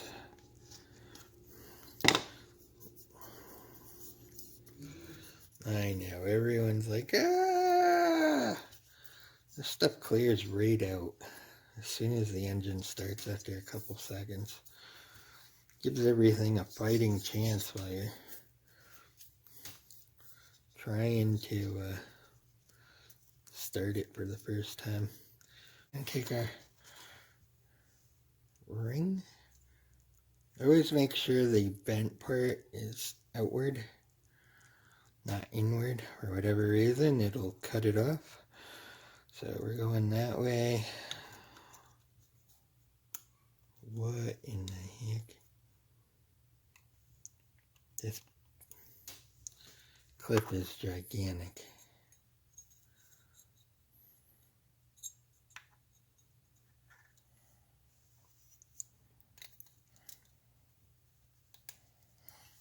This definitely is not a 10 millimeter. Oh man, they gave me the wrong size, didn't they? Oh yeah. This is a 12 right here. Damn. Alright. Let me see. Here's a 10 that I know I had. What's the difference?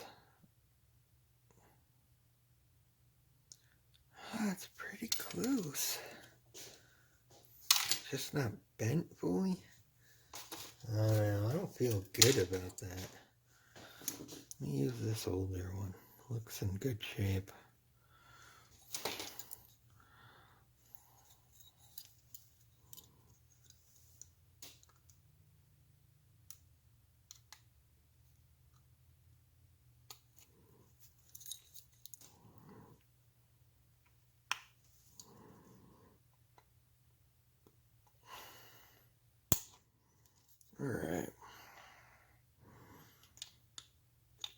It's just the way that other one's bent. Alright, now another thing important when you're doing these, I know a lot of people are like, hey, it doesn't matter. Alright, you put your opening down of the clip. If you have it side to side, up and down, it can actually unclip. Alright, so I like to do this. We're going to put our rings in the right spot.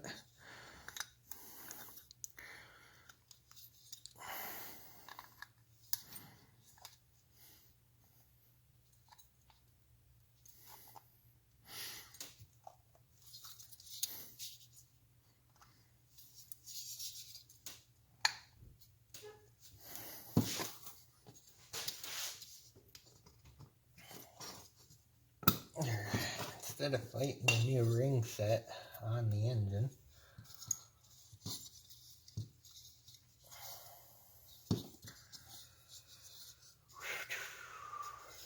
get this like that.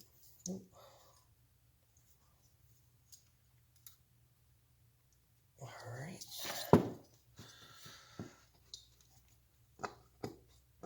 There we go. Just like that. Sure, arrow.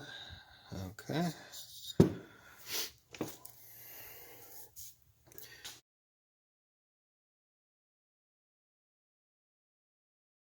Alright. So the seal that they gave me is one of these. And they're fine. One of these works great. These seal so much better. And once they're on, they really stick.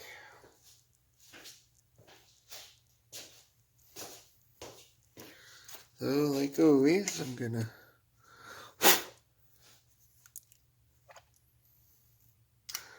put some oil all over it.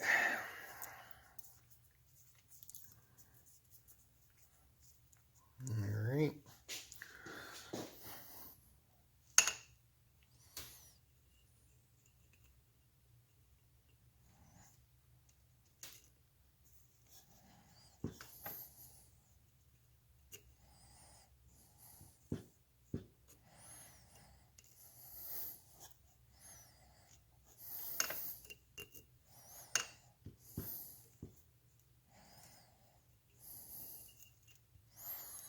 Alright.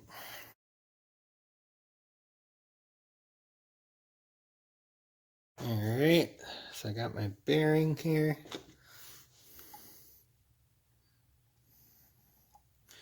This is the other reason why I like the syringe. You can literally inject stuff.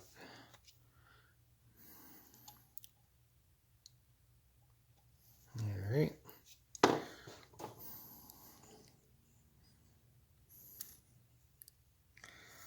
Just like so.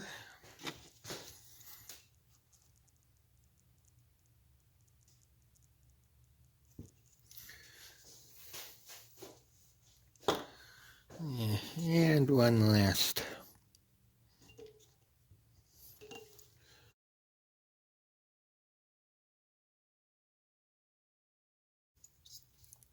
Alright.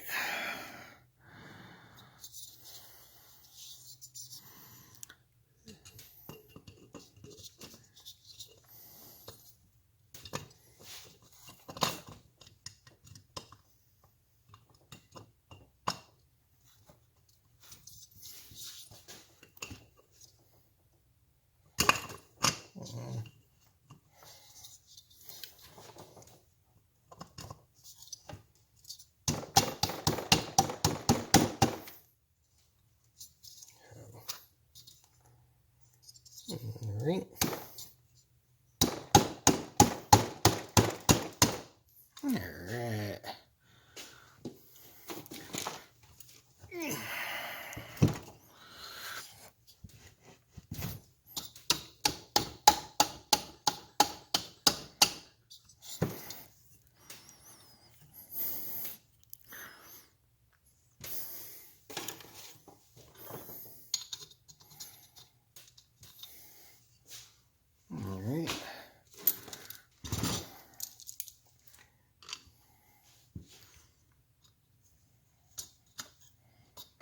There we go.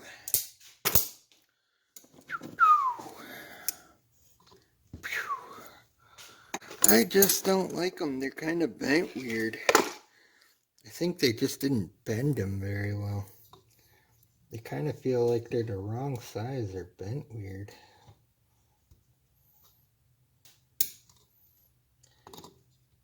Alright, that one fit beautiful. Okay, downward. There we go.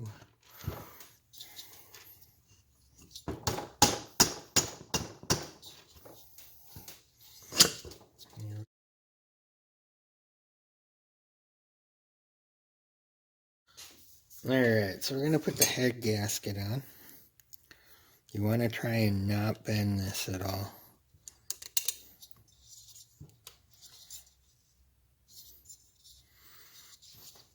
If you can get it started, like about so. Alright, what you can do to keep it on flat, where's that stock head? So to keep this from getting bent, putting it on, get your head on it.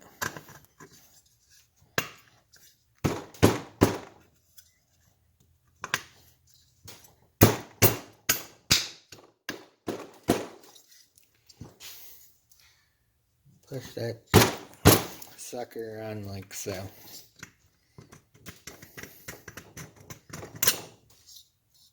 And that way you won't bend it as you put it on. Just be gentle.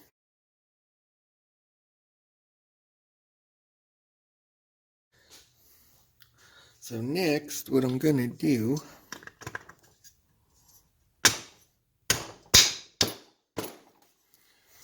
now that we know that that's good, I'm going to put our washers on, like so.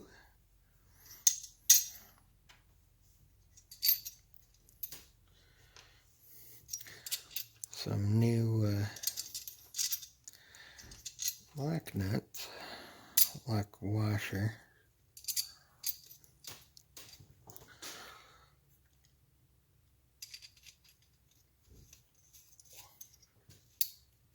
I want to make sure that grips enough.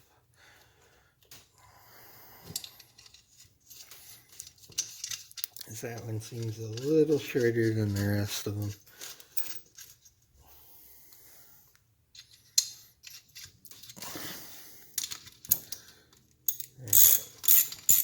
Hand tighten these.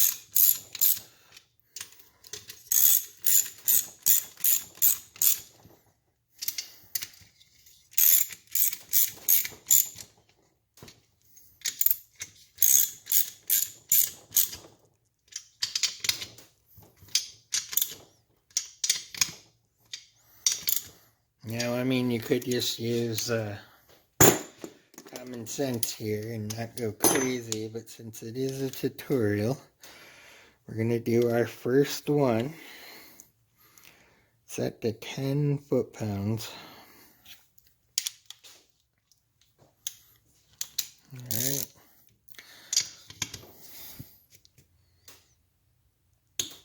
Okay, one, cross.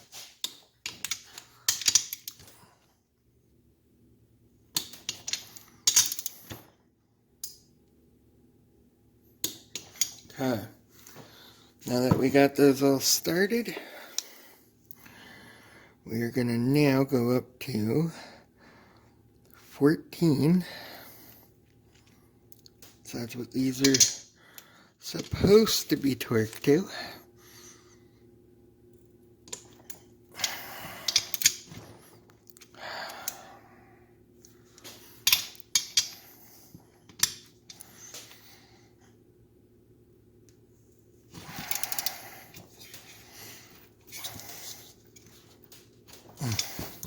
A little harder when it's not on a bike.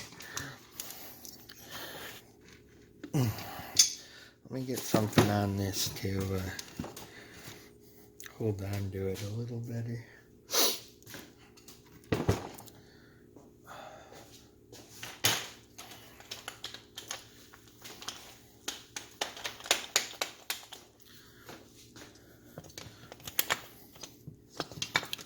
Just need a little bit of leverage. Usually I have these on a bike when I'm doing this. Alright, I got a little bit of leverage here. One, two.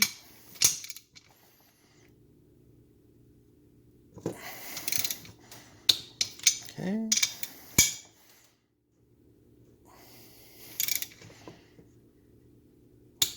Alright. Cool.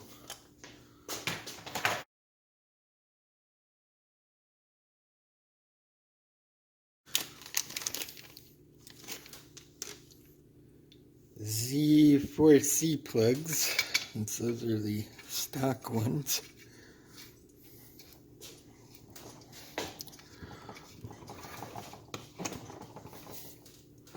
God, you know, I don't even know if I have a... Okay. It's like every spark plug wrench I own right there.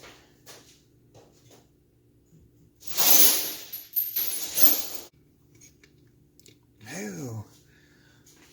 What the hell size is this?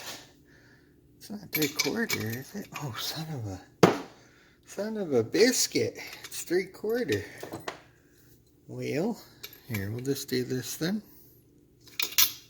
You don't need to He-Man those, by the way. Just enough to see them.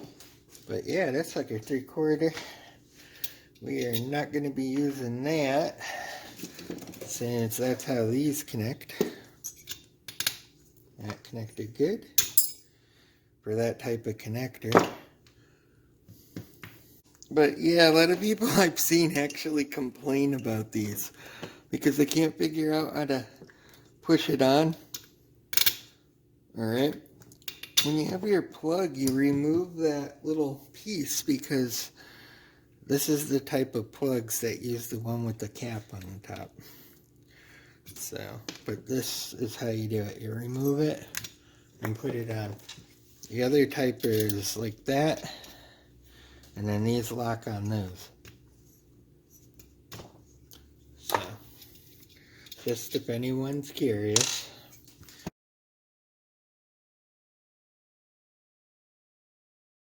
So what we're going to do now is we're actually going to reuse these old ones. They're not bad. So, what I'm going to do is run them through a tap quick though.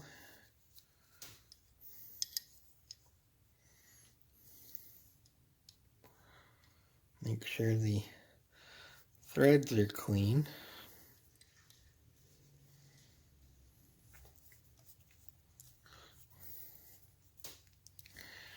And they look funky, but they're not too bad.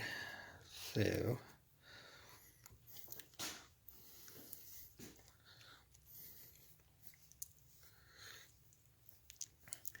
let's see if we can save these.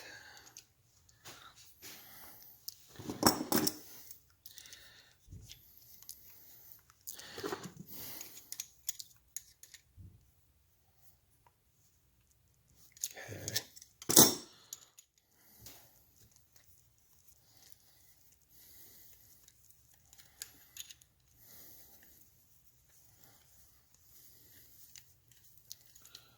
Alright. Felt pretty good. Yeah, those weren't too bad. It's mostly just junk on them. Alright. I'll put that one in.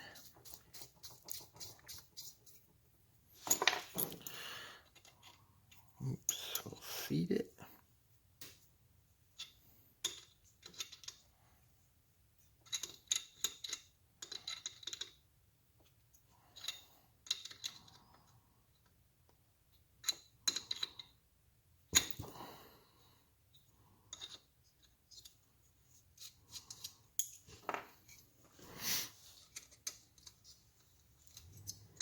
Alright.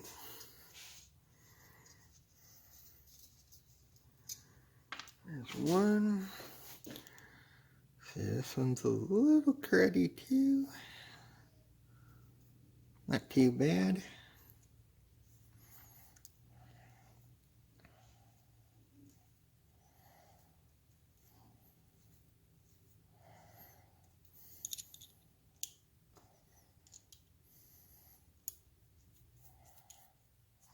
Okay.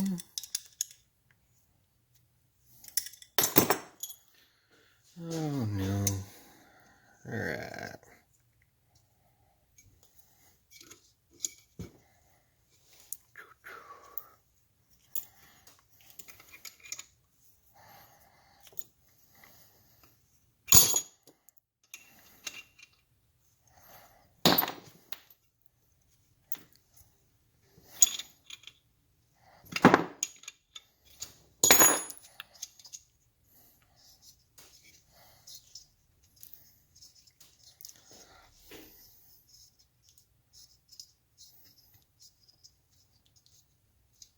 Alright.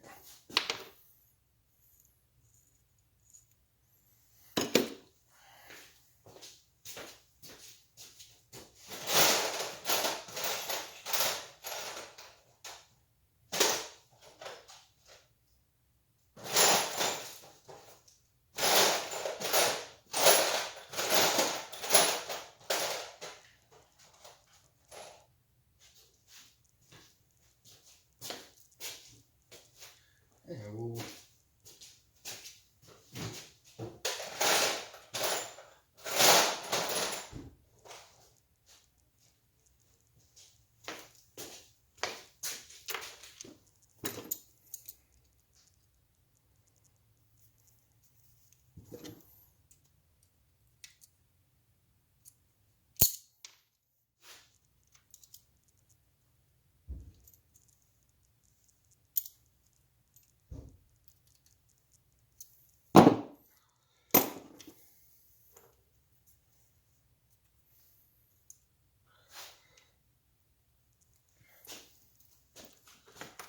Alright, so now that we got those in, here's a brand new exhaust gasket.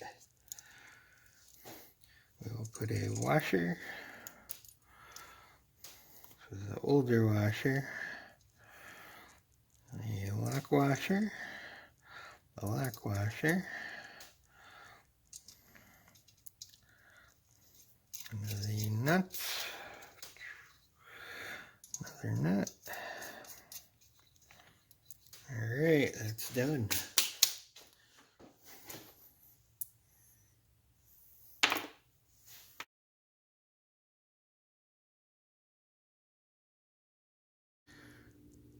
Alright, so we got that all set.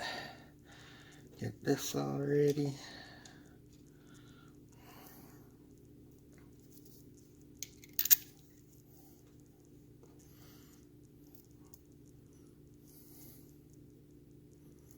Need two I got two lock washers on there.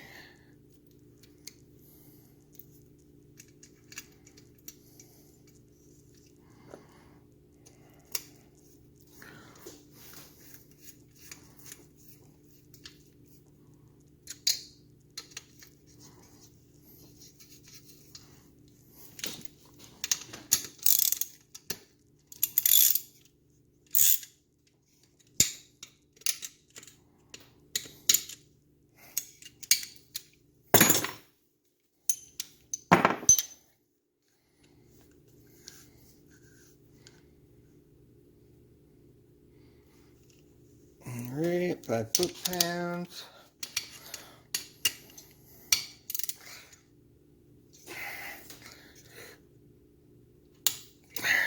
One.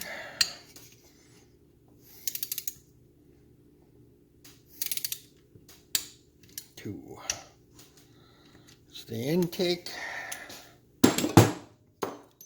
Alright. Alright.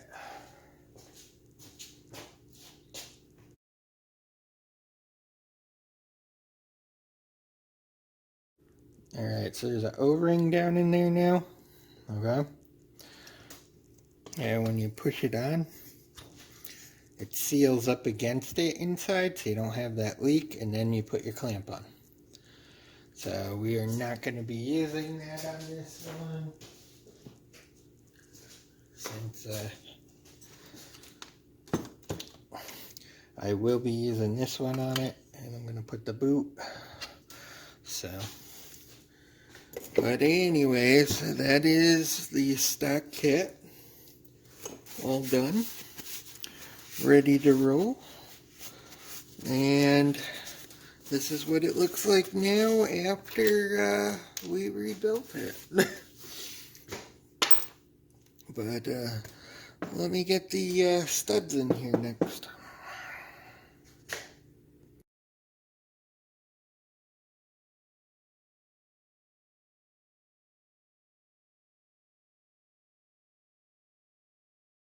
Alright, so after all that, that's what it looks like from what it looked like before. It's the same engine. There's your serial number that was on it originally. But there we go. It's a brand new 47mm iron sleeve, completely rebuilt, ready to roll.